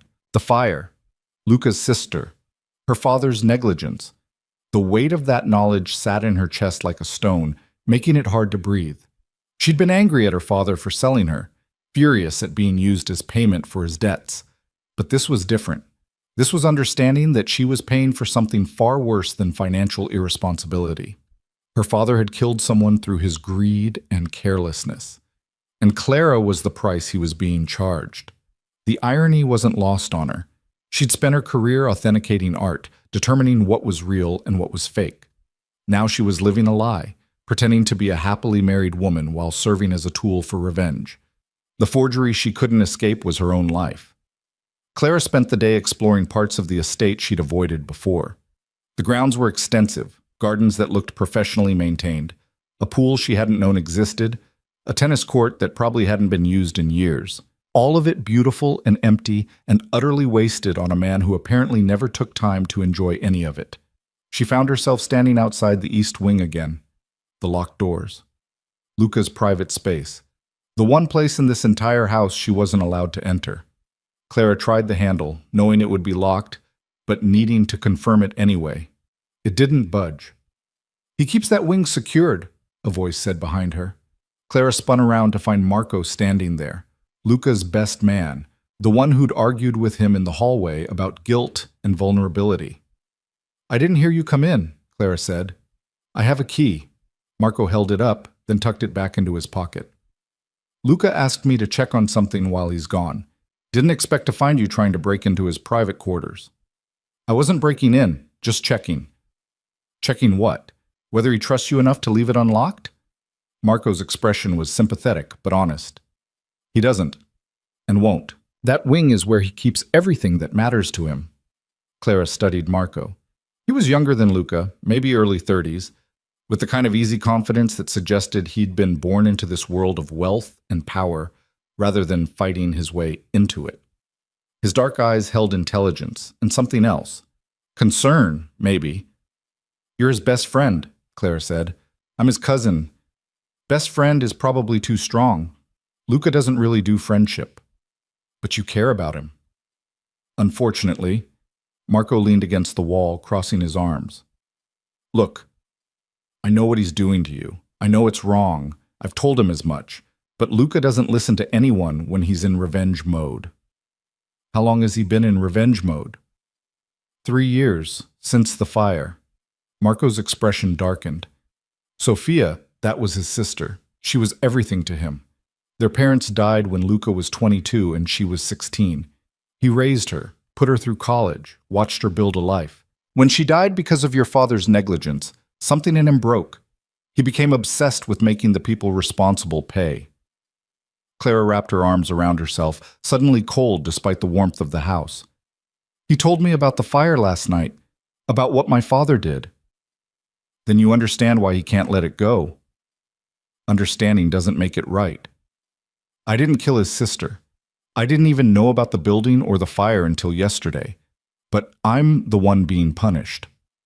You're the leverage, Marco corrected gently. Luca's version of justice requires your father to suffer the way he's suffered. And what makes a parent suffer more than seeing their child trapped in a situation they can't escape? Except my father doesn't care enough about me for this to work the way Luca thinks it will. The words came out more bitter than Clara intended. He sold me to save himself. That's not love. That's cowardice. Marco was quiet for a moment. Then he said, Your father has called this house 17 times in the past week. Anna's been instructed not to put him through. He shows up at Luca's office building every day and is turned away by security. Whatever else he is, he's not indifferent to what's happening to you. The information hit Clara like a physical blow. Her father was trying to reach her? After everything that had happened, he was still trying? Why hasn't anyone told me this? Because Luca doesn't want you to know. Doesn't want you to soften toward your father or start questioning whether this revenge is justified. Marco pushed off from the wall. I probably shouldn't have said anything, but you seem like you could use an ally in this house. Someone who'll tell you the truth instead of whatever version Luca's crafted. Why would you do that? You're his family. Which is exactly why I can see what this is doing to him. Revenge isn't healing him, it's consuming him, turning him into someone I barely recognize. Marco looked at the locked doors of the East Wing. Sophia wouldn't want this. She'd hate seeing what he's become in her name. Did you know her? She was my cousin too. Brilliant, funny, kind. Everything Luca isn't anymore. Marco's voice carried real grief. She wanted to be an architect, design buildings that would last generations. Instead, she died in a building that was designed to maximize profit at the expense of safety. The irony would be funny if it weren't so tragic. Clara thought about the young woman who'd wanted to create beautiful, lasting things and had died because people like her father had cut corners. The waste of it, the absolute senseless waste. What was she like? Clara asked. Really like? Marco smiled, but it was sad around the edges. She was the person who could make Luca laugh, the only one who could talk him out of his darker moods. She believed in people even when they didn't deserve it. Luca called her naive. She called him cynical. They balanced each other. And when she died, he lost his balance. Completely. Marco looked at Clara with an expression that suggested he was seeing her clearly for the first time. You know what's interesting? You remind me of her sometimes. The way you push back against Luca. Refuse to just accept what he tells you. Sophia did that too. I doubt Luca sees the resemblance. Maybe not consciously, but I think part of why he looks so uncomfortable around you is because you're making him remember what it was like to have someone in his life who challenged him, who didn't just agree with everything he said out of fear or obligation. The observation settled over Clara like a cloak. She thought about the moments when Luca's mask had slipped, the times he'd looked at her like he was seeing someone else. Maybe Marco was right.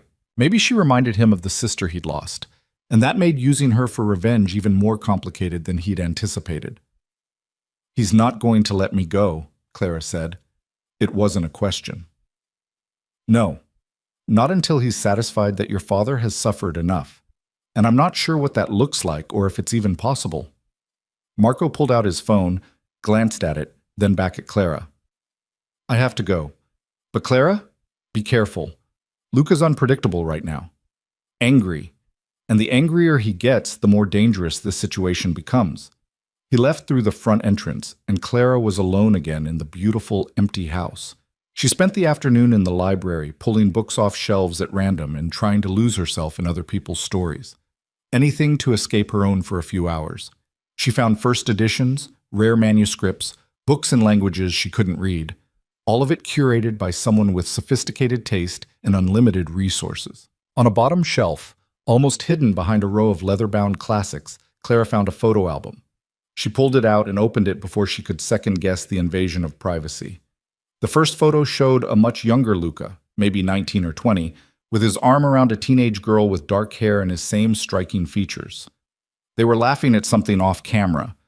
Both of them looked happy in a way that seemed almost impossible given the Luca Clara knew.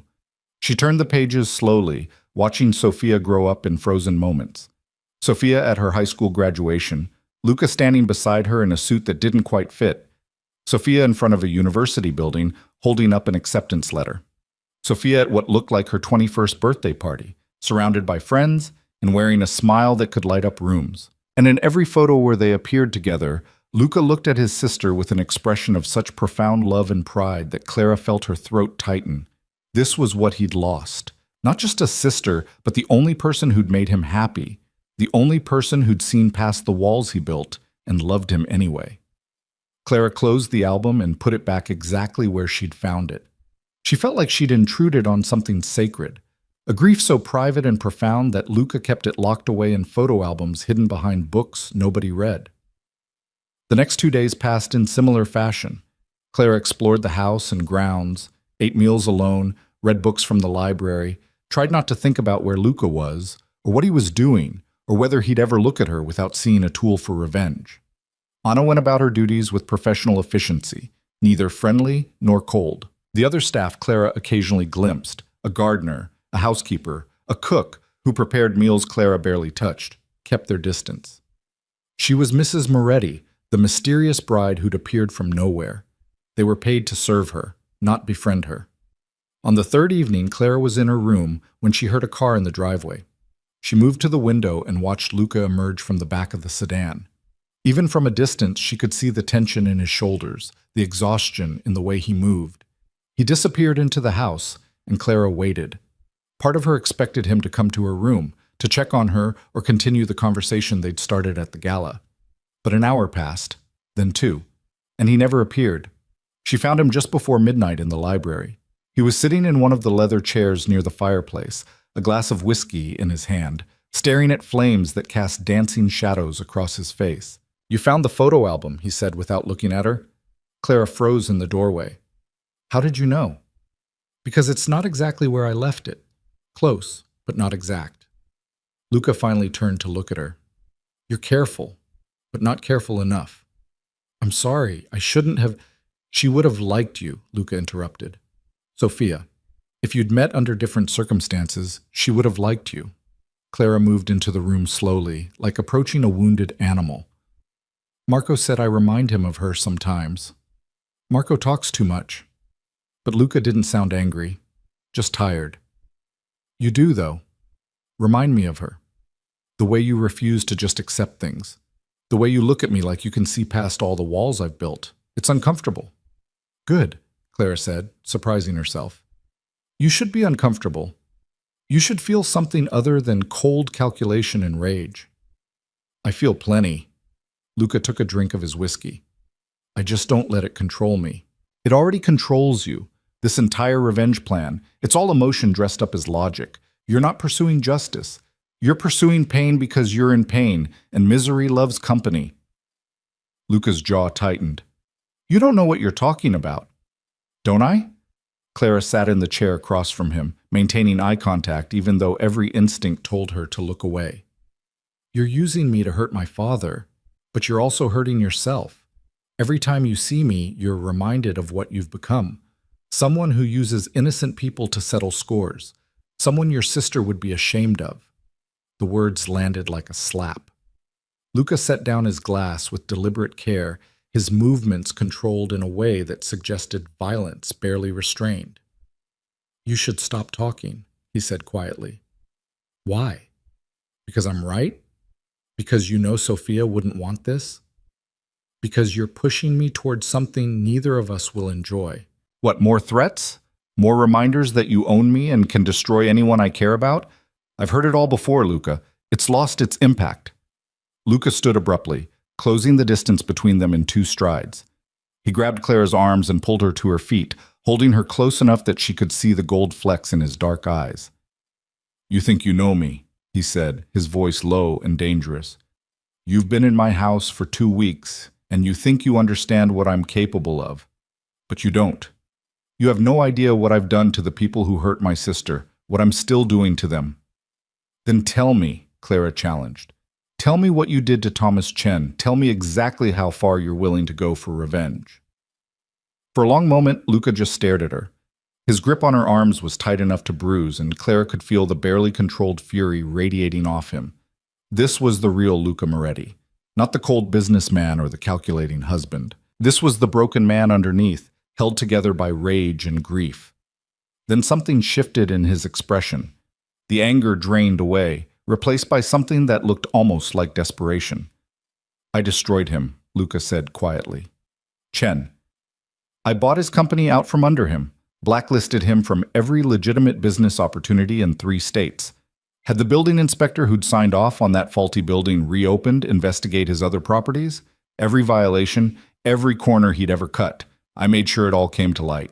He lost everything. His business, his reputation, his family left him. Last I heard, he's living in a 1-bedroom apartment in Queens, working retail." "And my father?" "I'm taking it slower with Vincent. Wanted him to watch it happen. Every deal that falls through, every investor who suddenly backs out, every door that closes in his face. I want him to know exactly who's responsible and why." Oh, Luca's hands loosened on her arms but didn't release her. "And I want him to see you, living in my house, wearing my name, trapped in a marriage you didn't choose.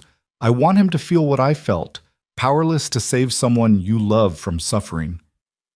Clara's heart was pounding, but she forced herself to stay calm, to think through what he was really saying. "Except my father doesn't love me the way you loved Sophia," she said. "He sold me, traded my freedom for his survival.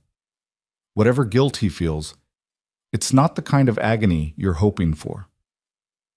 "Maybe not yet." Luca finally released her and stepped back. "But it will be.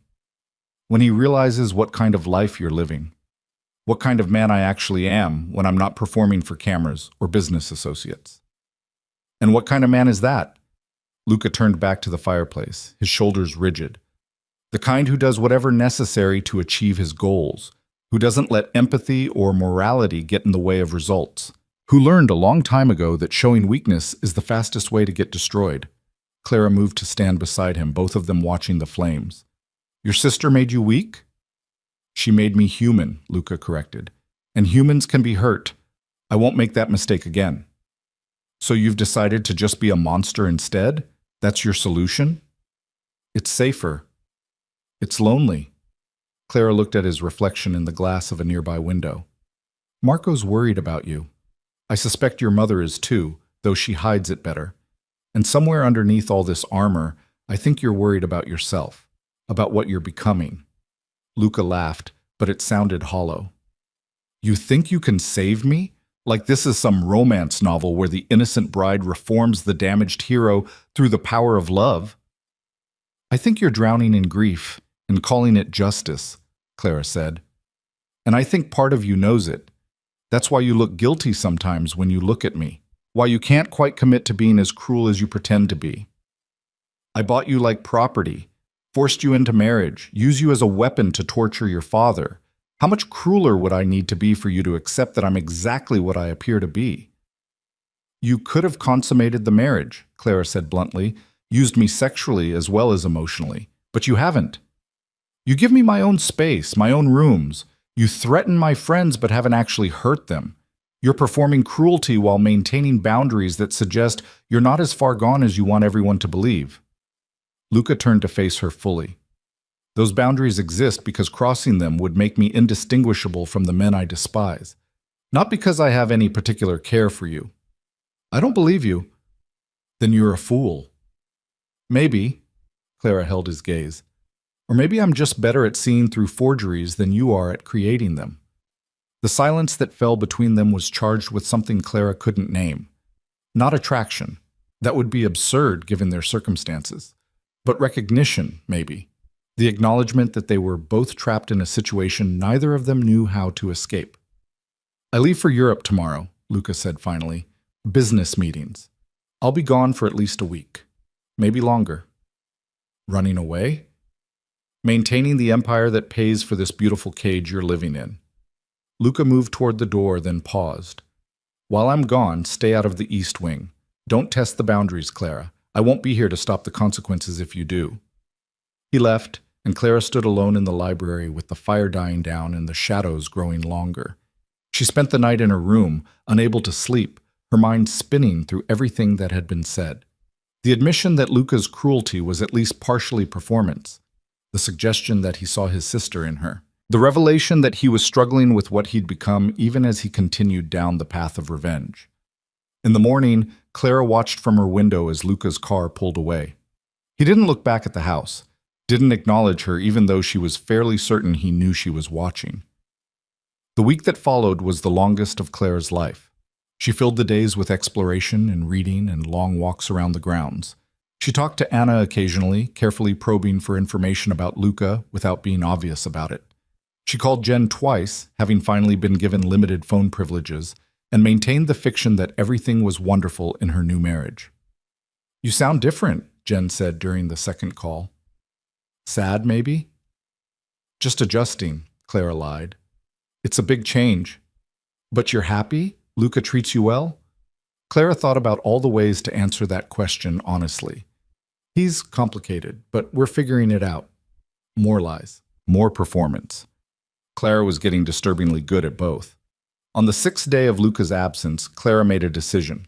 She was tired of accepting the limitations placed on her, tired of being a passive victim in her own life. If she was going to survive this situation, really survive it, not just endure it, she needed to understand Luca completely. And that meant going into the East Wing. She waited until evening when Anna had left for the day and the other staff had retired to their own quarters. Then she went to the locked doors and tried the handle one more time, knowing it was futile but needing to check. Still locked. Clara examined the doors more closely. Expensive wood, secure locks. But the craftsmanship was old. This house had been built decades ago, before modern security systems, which meant the locks might be pickable if she had the right tools and the patience to try. She'd learned lockpicking from an old mentor who taught her art authentication. His logic had been simple. If you're going to authenticate pieces stored in private collections, you need to know how security works. The skill had come in handy exactly once before, when she'd needed to access a locked drawer to verify a painting's provenance. Now it might come in handy for an entirely different reason. Clara went to the library and found what she needed, a letter opener and a paperclip. Not ideal tools, but they would work if she was patient. It took 40 minutes of careful manipulation before she heard the click of the lock releasing. Clara's hands were shaking as she pushed open the door. The East Wing was different from the rest of the house. Where the other areas were all modern minimalism, this space felt personal, lived in.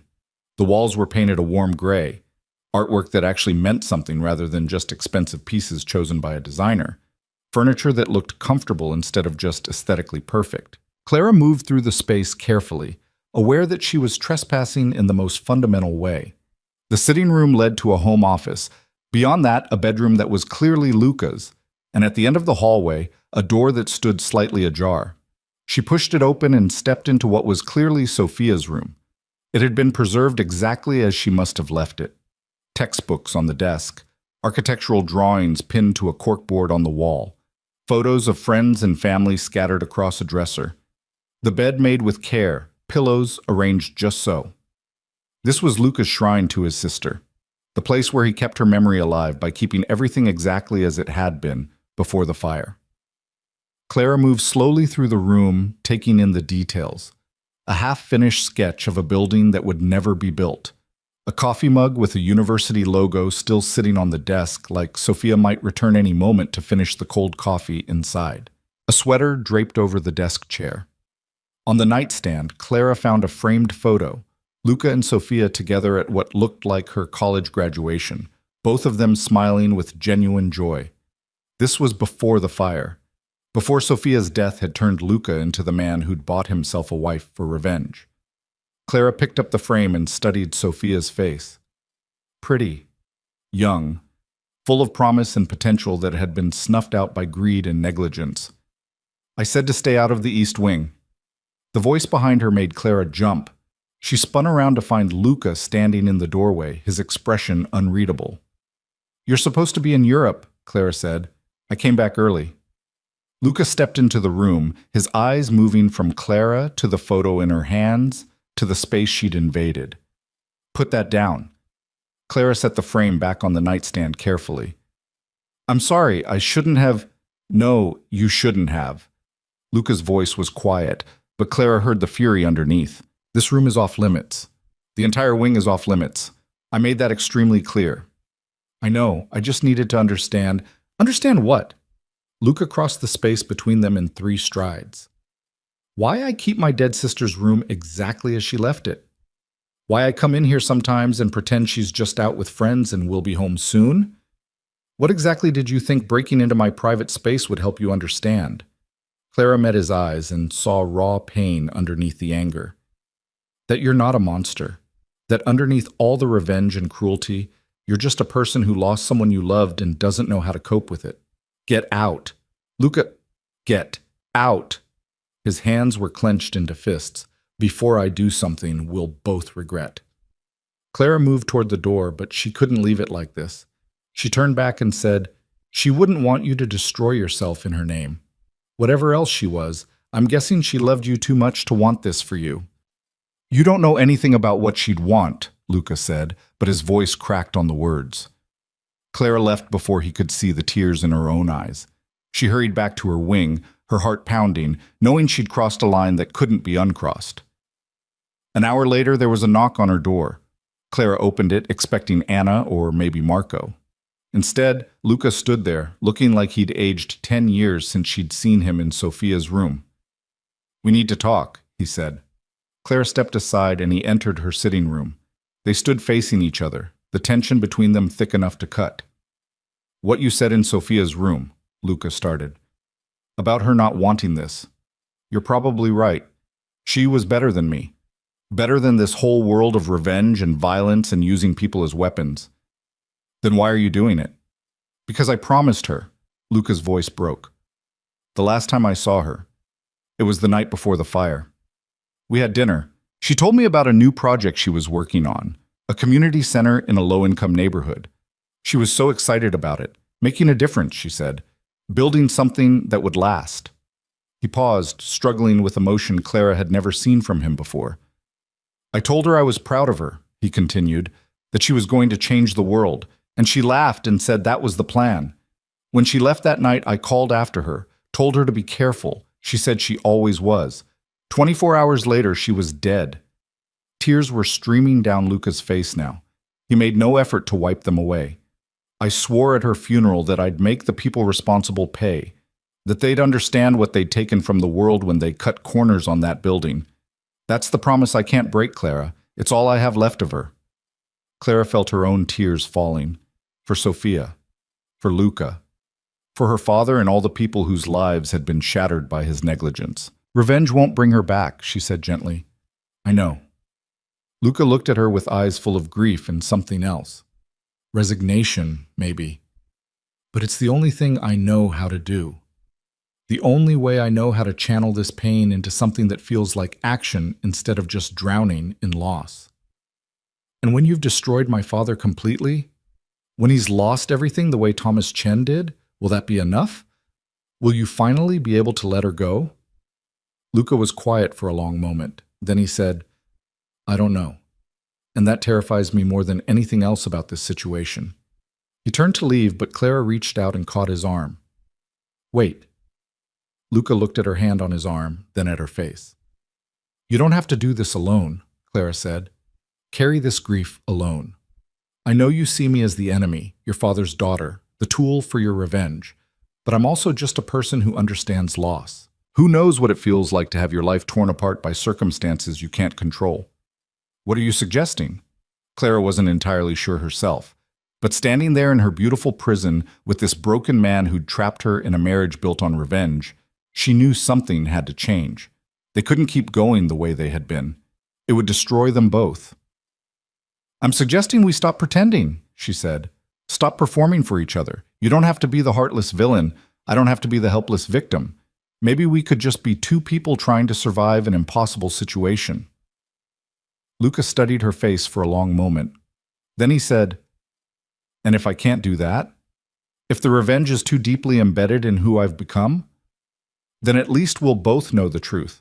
That this marriage really is just a weapon, that there's no possibility of it ever becoming anything more." "There isn't," Luca said, but he didn't sound certain. "Prove it," Clara challenged. "Stop running away. Stop hiding in the East Wing or disappearing on business trips. Stay here. Let me see the real you instead of the performance, and maybe I'll actually believe that you're as heartless as you claim to be." The challenge hung between them. Luca's expression shifted through a dozen emotions too quickly for Clara to track. Finally, he nodded once. "Fine. No more performing, starting now." He met her eyes. "I hate what you represent. Every time I look at you, I see your father and what he took from me. But I also see someone who's being punished for crimes they didn't commit. And that makes me feel like exactly the kind of man Sophia would have been ashamed to call her brother." The honesty was brutal and refreshing in equal measure. "And I hate that I'm starting to understand you," Clara admitted. "That part of me recognizes your pain even while I resent being used as a tool to inflict more pain. I want to despise you completely, but you keep showing these glimpses of humanity that make it complicated." "Complicated," Luca repeated. "That's one word for it." He left without another word, and Clara stood alone in her room, wondering what exactly she'd just set in motion. The truth between them was out now. No more pretending, no more performance. which meant whatever came next would be real. And that was somehow more terrifying than all the lies had been. The days following their confrontation moved differently. Luca didn't disappear into the East Wing or manufacture excuses to avoid her.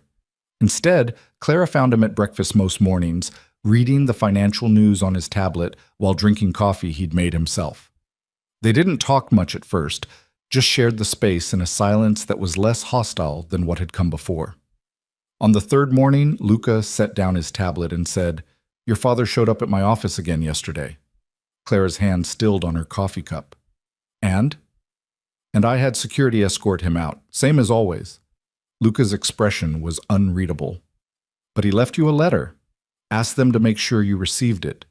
He pulled an envelope from his pocket and slid it across the table. Clara stared at it like it might explode. "You didn't open it?" she asked. "It's addressed to you, not me." Luca stood, collecting his things. "What you do with it is your choice." He left her alone with the envelope. Clara picked it up, feeling the weight of her father's words before she'd even read them. Part of her wanted to throw it away unopened. He'd forfeited the right to communicate with her when he'd sold her to settle his debts. But another part, the part that remembered being 12 years old and watching him read her bedtime stories, needed to know what he had to say. She opened the envelope. The letter was handwritten, her father's familiar scrawl covering both sides of the paper. Clara read it twice, her emotions shifting from anger to grief to something she couldn't quite name. He'd written about the building, about the choices he and Chen had made, about knowing the electrical work wasn't up to code but convincing himself it would be fine, that buildings cut corners all the time and nothing bad ever happened. He'd written about the night of the fire, watching the news coverage and realizing his negligence had killed people, about the settlements he'd paid to make the lawsuits go away, about living with guilt that ate at him every single day. And then he'd written about her, about watching her marry Luca Moretti and understanding exactly what it meant, that his daughter was paying the price for his sins, that Luca had found the one punishment that would actually hurt, not financial ruin or professional disgrace, but seeing Clara trapped in a marriage that was really a prison. The letter ended with an apology Clara wasn't sure she could accept and a promise she wasn't sure he could keep. "I'm going to make this right. I don't know how yet, but I will find a way. You don't deserve to suffer for my mistakes." Clara folded the letter carefully and tucked it into her pocket. She sat at the breakfast table for a long time, watching sunlight move across the expensive hardwood floors, trying to reconcile the father who'd read her bedtime stories with the man who'd cut corners on a building that killed 23 people, trying to reconcile her anger at being sold with the understanding that he'd been trapped between impossible choices. She found Luca in his office, not the locked one in the East Wing, but a smaller workspace he used for everyday business. He looked up when she knocked, and something in his expression suggested he'd been waiting for this conversation. "He admitted it," Clara said. "In the letter. Everything about the building, the corners they cut, knowing it wasn't safe." "I know what he did."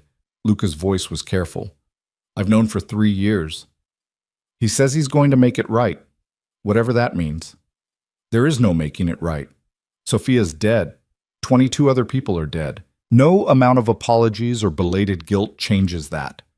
Clara moved into the office and sat in the chair across from his desk. "You're right. It doesn't change anything. But Luca, neither does this. Using me to torture him, destroying his business piece by piece. It doesn't bring Sophia back. It doesn't make the pain less. It just creates more suffering." "That's the point." But Luca didn't sound as certain as he had before. "Is it? Or is the point that as long as you're focused on revenge, you don't have to actually deal with your grief?" Luca's jaw tightened. "You don't know what you're talking about." "I think I do. I think you've been running from your sister's death for 3 years, channeling all that pain into destroying the people responsible instead of actually processing it. And now you're stuck. Because if you let go of the revenge, what do you have left?" "Nothing." The word came out raw, honest. "I have nothing left without this. You have yourself, your life, the possibility of actually healing instead of just surviving on rage." Luca stood abruptly and moved to the window, his back to Clara. "You make it sound simple, like I can just decide to forgive and move on. But every time I close my eyes, I see her. Every time I walk past her room, I remember what she was supposed to become. The building she would have designed, the life she would have lived, and I can't just let that go. Clara stood and moved to stand beside him. I'm not asking you to let it go. I'm asking you to acknowledge that revenge isn't the same as justice, and that using me to punish my father makes you complicit in the same kind of cruelty you're trying to avenge. So what do you want me to do? Just release you, pretend this marriage never happened, let your father off without any consequences? I want you to make a choice, Clara said, not out of rage or grief or some promise you made at a funeral, but out of who you actually want to be. The man Sophia would have been proud of, or the man you've become because you couldn't figure out how to live with loss. Luca turned to look at her, and Clara saw something shift in his expression. Not agreement, not yet, but consideration, like he was actually hearing her for the first time. I don't know how to be that man anymore, he admitted quietly. The one she would have been proud of. I've spent 3 years building this version of myself. I don't know what's left underneath. Then maybe it's time to find out. They stood there in the afternoon light, the silence between them heavy with possibility. Finally, Luca said, There's someone I need to see. Someone I've been avoiding because facing him means confronting something I'm not ready for. Your father? Clara guessed, remembering that both Luca and Sophia's parents had died. No. The man who tried to save Sophia. The firefighter who carried her out of the building. Luca's voice went rough. He's reached out a dozen times over the years, wants to talk. I've ignored every attempt because hearing the details of how she died, of how close she came to surviving, I couldn't handle it. And now? Now I think maybe I need to hear it, need to actually face what happened instead of just using it as fuel for revenge. Luca looked at Clara. Will you come with me? The request surprised her. Why? Because you're right. I've been running from this for 3 years, and I don't think I can stop running alone. The honesty in his voice made something crack open in Clara's chest. This was the real Luca, not the cold businessman or the calculating husband, just a man who'd lost someone he loved and didn't know how to survive it. Okay, she said. I'll come with you. They drove into the city 2 days later. Luca had called ahead, arranging to meet the firefighter, a man named David Hernandez, at a coffee shop in Brooklyn. Clara watched Luca's hands tighten on the steering wheel as they got closer, saw the muscle jumping in his jaw. We can turn around, she offered, if you're not ready. I'll never be ready. That's the problem. Luca pulled into a parking spot and killed the engine. But I need to do this anyway. The coffee shop was small, local, the kind of place that served actual good coffee instead of just expensive coffee. David Hernandez was already there, sitting at a corner table. He stood when they entered, a man in his 50s with gray hair and the weathered face of someone who'd seen too much tragedy. Luca. David's voice was gentle. Thank you for finally agreeing to meet. They shook hands, and Luca introduced Clara simply as his wife. David ordered them coffee, and they settled into an uncomfortable silence that Clara finally broke. You were there, she said. The night of the fire. I was. David looked at Luca. I've wanted to tell you what happened for 3 years, but I understand why you couldn't hear it. I can hear it now, Luca said, though his voice suggested otherwise. Tell me. David took a breath. We got the call at 11:47 p.m., structure fire, residential building, multiple people trapped. We arrived 6 minutes later. The building was already engulfed. The fire had spread faster than it should have because of the faulty wiring in the walls. And the exits, he paused. The exits were blocked. Storage in the stairwells, security gates that weren't up to code. Every safety violation you can imagine. Luca's hands clenched on the table. Clara reached over and covered one with her own. He didn't pull away. We went in anyway, David continued. Got most people out of the lower floors, but the 8th floor, the smoke was too thick. The structure was compromised. My captain called us back, said it wasn't safe, but I could hear someone up there, a woman, calling for help. Sophia, Luca said. I didn't know her name then, just knew someone was alive and needed help. So I went back in. Found her in her apartment. She was conscious, scared but coherent. I got her to the window, started to bring her down the ladder. David's voice cracked. We almost made it. We were 3 floors from the ground when part of the building collapsed. The vibration threw us. She fell. Luca made a sound like he'd been punched. Clara tightened her grip on his hand. I tried to catch her, David said, tears streaming down his face now. I swear I tried. But she was already unconscious from the smoke. The fall. It was quick. The medical examiner said she wouldn't have felt anything. That's supposed to make it better? Luca's voice was barely controlled. No.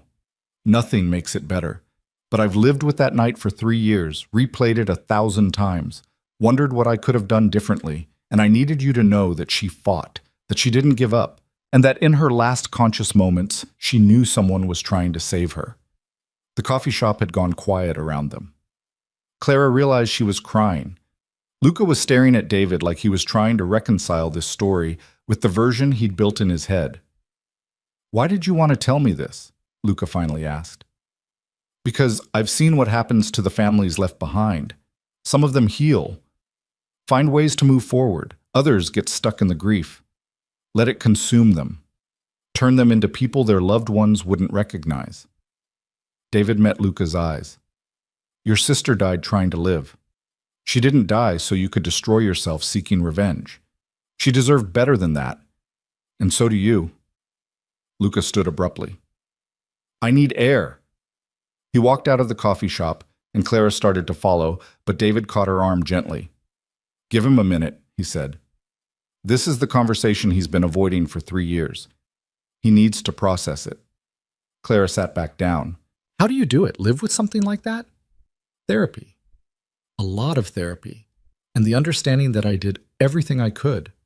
That sometimes tragedy happens despite our best efforts. And that carrying guilt for things outside our control doesn't honor the people we lost. It just creates more suffering. He blames my father, Clara said, for cutting corners on the building, creating the conditions that killed her. And he's not wrong to assign responsibility, but there's a difference between holding someone accountable and letting that need for accountability destroy you. Luca crossed that line somewhere along the way. Clara looked out the window to where Luca stood on the sidewalk, his shoulders shaking. I don't know if he can find his way back. That's why he brought you, David said, because some part of him knows he needs help, that he can't do this alone. Clara found Luca leaning against the car, his face wet with tears he wasn't bothering to hide. She stood beside him without speaking, just present. I blamed him, Luca said finally. David, for not saving her. For 3 years I blamed him almost as much as I blamed your father, because if he'd just held on tighter, if he'd been faster, He broke off. But hearing him tell it, seeing his face, he tried. He risked his life trying to save someone he didn't even know, and I've spent 3 years hating him for failing. Grief isn't rational, Claire said gently. You needed someone to blame. David, my father, me, anyone except the randomness of tragedy. What if I can't let it go? The need for someone to pay? Then you'll stay stuck, and Sophia will have died for nothing because instead of living the life she would have wanted you to live, you destroyed yourself in her name. Luca turned to look at her, really look at her. When did you get so wise? When I got trapped in a marriage with a man who forced me to learn how to survive impossible situations. The comment might have been bitter. Instead, it came out almost fond. Claire was surprised to realize she meant it that way. They drove home in silence. That evening, Luca didn't retreat to the East Wing. Instead, he found Clara in the library and sat in the chair across from her. I want to show you something, he said. He led her to Sophia's room, the shrine he'd maintained for 3 years. But instead of just standing there in the doorway the way he usually did, Luca walked inside and started opening drawers. These are her things, he said, pulling out sketchbooks and folders. Her designs. The buildings she wanted to create. I've kept them locked away because looking at them hurt too much. But maybe it's time to actually do something with them. Like what? There's a community center project she was working on, the one she told me about the night before she died. I have all her preliminary designs. The neighborhood still needs the center. What if I actually built it? Used her vision to create something that would last, that would help people? Clara felt tears prick her eyes. She would love that. It won't bring her back, won't erase what your father did, but maybe it's a better memorial than revenge, building something instead of destroying everything. They spent the next hour going through Sophia's designs. Clara watched Luca's face transform as he talked about his sister's vision. This was the man he could have been if grief hadn't twisted him into something else. This was who Sophia would have wanted him to be. "What about my father?" Clara asked finally. "If you're letting go of the revenge, what happens to him?" Luca was quiet for a long moment. "I don't know. Part of me still wants him to suffer, to understand what he took from the world when he cut those corners. But destroying him won't build Sophia's community center. It won't help the neighborhood she wanted to serve." "So you just forgive him?" "No, I don't think I can do that, but maybe I can stop actively destroying him. Let him live with his guilt. That's punishment enough." "And me?" Claire's voice came out smaller than she intended. "What happens to me in all this?" Luca set down the sketchbook he'd been holding and turned to face her fully. "That's your choice, Clara. This marriage, it started as a weapon, a tool for revenge. But if I'm letting go of the revenge, then you're free. I'll have the lawyers draw up divorce papers, give you a settlement, whatever you need to rebuild the life I took from you." The offer should have brought relief, freedom, everything Clara had wanted since the moment she'd realized she was the bride at that cathedral wedding. Instead, she felt something complicated and confusing. "What if I don't want a divorce?" The words came out before she could stop them. Luca looked stunned. "What?" "I don't know," Clara said, trying to understand her own feelings. "A month ago, you were my jailer, the man who'd bought me like property. But somewhere along the way, that changed. You changed. Or maybe I just finally saw past the performance to who you actually are underneath. Clara, you don't owe me anything. This marriage was forced on you. You have every right to walk away." "I know, but what if I don't want to? What if I want to see who we could be if we actually chose this? Not out of revenge or obligation, but because we want to try." Luca stared at her like she'd suggested something impossible. "You can't possibly want to stay married to me after everything I've done, everything I've put you through." "You're right. I shouldn't want that. It would be easier to just leave, start over somewhere far away from this complicated mess." Clara moved closer to him. "But I've spent the last month learning how to read you, how to see past the walls you build. And underneath all the pain and revenge, there's a man I think I could actually care about, if he'd let me." "I don't deserve that kind of forgiveness." "Maybe not. But Sophia would want you to have it anyway. She'd want you to be happy, to build a life instead of just surviving on rage." Luca's carefully maintained control finally cracked. He reached for Clara, pulling her into an embrace that felt nothing like the calculated touches he'd used before. This was real, desperate, the grip of a drowning man who'd just been offered a lifeline. "I don't know how to do this," he said against her hair. "How to be a real husband instead of a captor. How to build something genuine with someone I hurt so badly." "Neither do I," Clara admitted. "But maybe we can figure it out together." They stood there in Sophia's room, holding each other while 3 years of grief and anger and pain finally started to drain away. It wasn't forgiveness. Not completely. There was too much history, too much hurt to simply erase. But it was the beginning of something new, something chosen instead of forced. The next morning, Luca called Vincent Valenti's office. Clara listened from the doorway as he spoke. "I'm done," Luca said. "The vendetta, the systematic destruction of your business, all of it. I'm done." Clara couldn't hear her father's response, but she saw Luca's expression shift. "Because your daughter asked me to be," Luca said, "and because I'm choosing to build something instead of destroying everything. You'll still have to live with what you did. That's not something I can or will forgive, but I won't actively ruin you anymore." He paused, listening. "She's fine, better than fine, and that's all you need to know." Luca's voice hardened.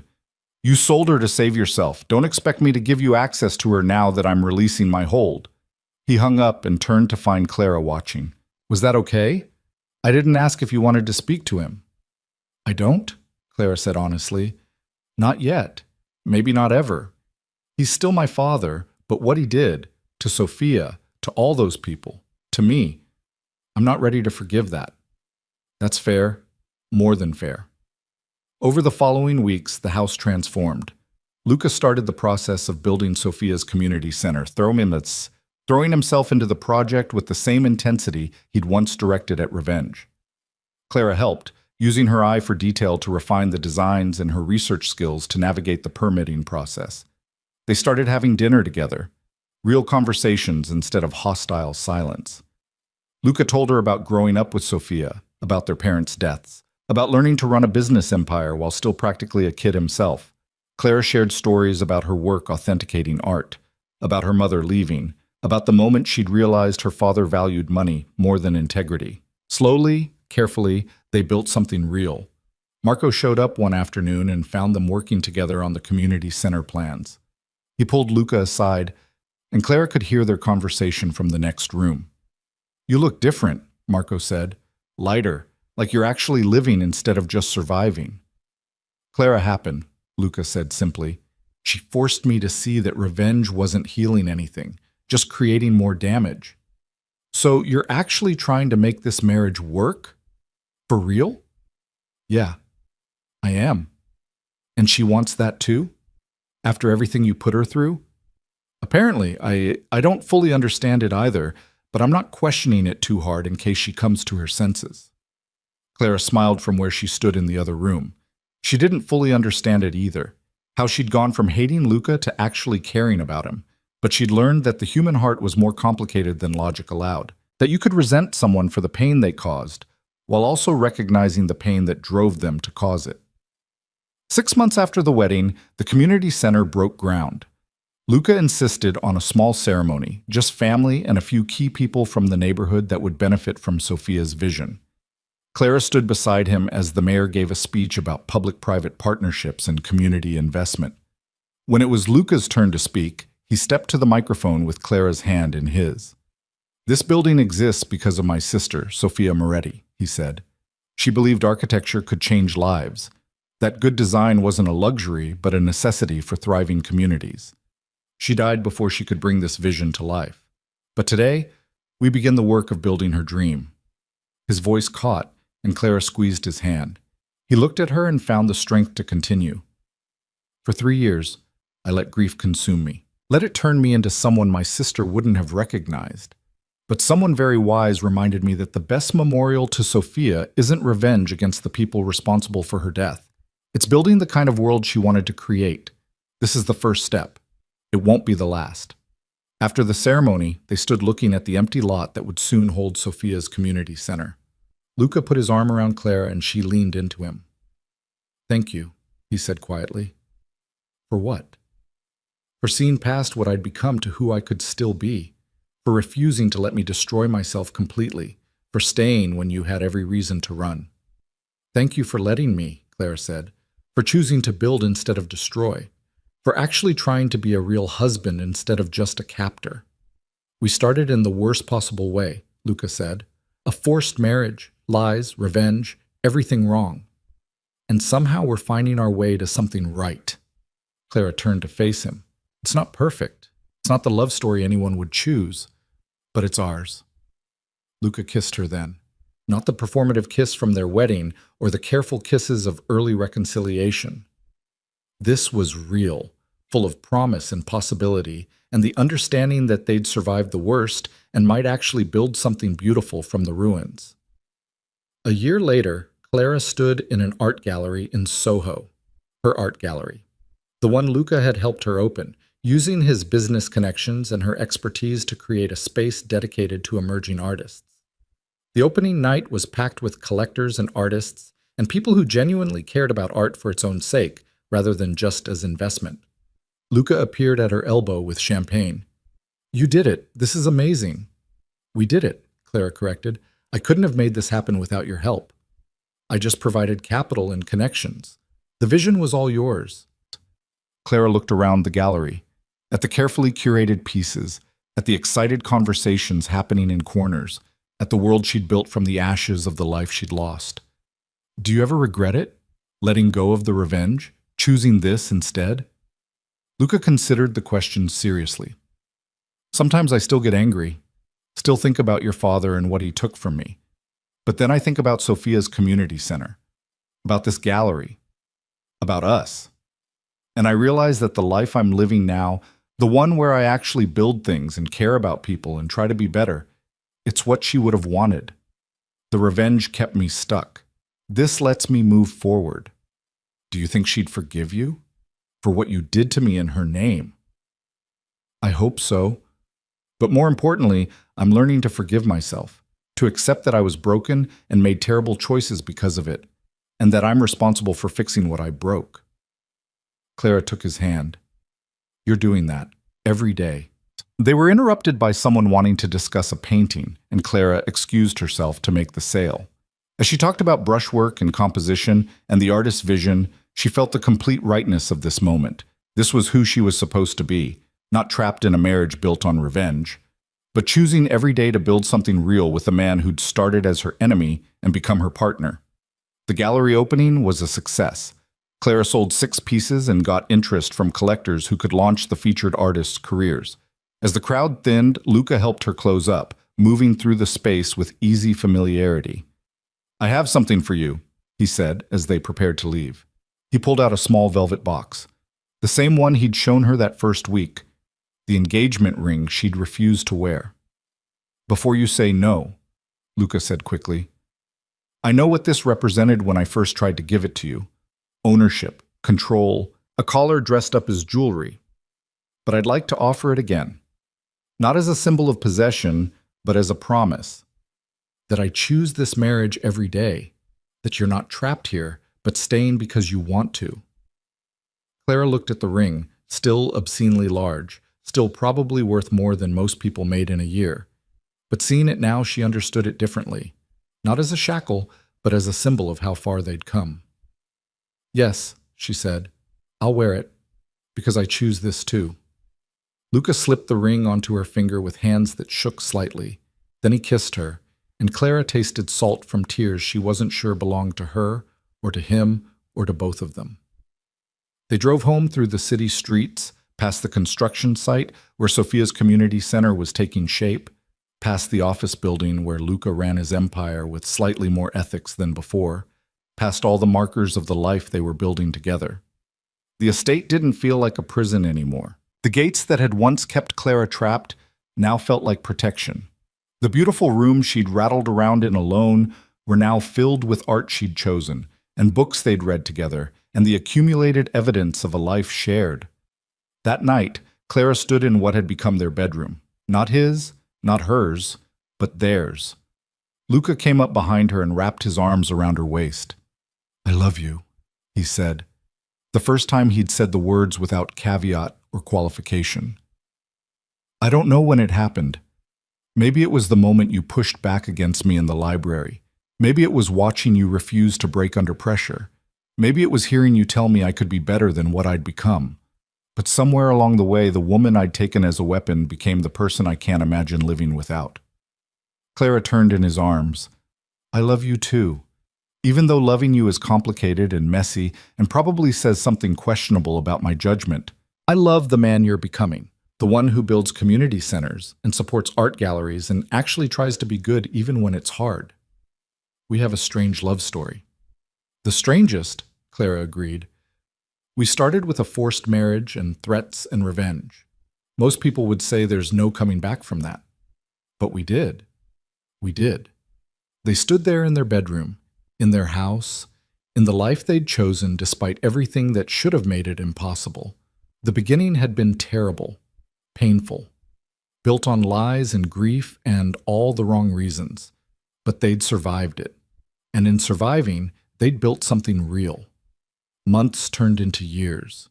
The community center opened a celebration from the neighborhood and praise from architectural critics who recognized Sophia's vision in every detail.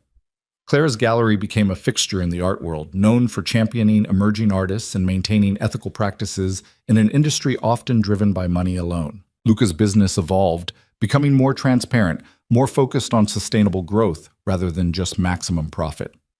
Vincent Valenti reached out occasionally, birthday cards, awkward phone calls where he asked how Clara was doing, and she gave him minimal information. The relationship remained fractured. Clara wasn't sure it would ever fully heal, but she'd made a fragile peace with the reality that her father was both the man who'd raised her and the man whose negligence had killed 23 people. People were complicated. Forgiveness was complicated. She was learning to live with the contradictions. On the third anniversary of their wedding, the day that had started with Clara thinking she was attending someone else's celebration, Luca woke her early and said he had something to show her. They drove to the community center, which had been open for over a year now. Inside, Luca led her to a quiet corner where a dedication plaque had been installed. Sofia Moretti Memorial Community Center, Clara read aloud. Built in honor of a woman who believed architecture could change lives and communities could heal. May her vision continue to inspire those who use this space to build better futures. Below that, a second plaque had been added, new, shining. This center stands as testament that from tragedy can come purpose, from grief can come growth, and from the darkest beginnings can emerge the brightest lights. Built with love by her brother Luca, with profound gratitude to Clara, who showed him how to build instead of destroy. Clara felt tears streaming down her face. "Luca, you saved me," he said simply. "When I was drowning in revenge and grief, you threw me a lifeline. This center exists because Sofia dreamed it, but it's real because you reminded me that I could honor her by building rather than destroying." Clara turned to him, this man who'd bought her like property and somehow become her partner in the truest sense. "We saved each other. I was drowning too, in a life that felt small and meaningless. You forced me to be stronger than I knew I could be, to fight for what I wanted, to build something real instead of just surviving."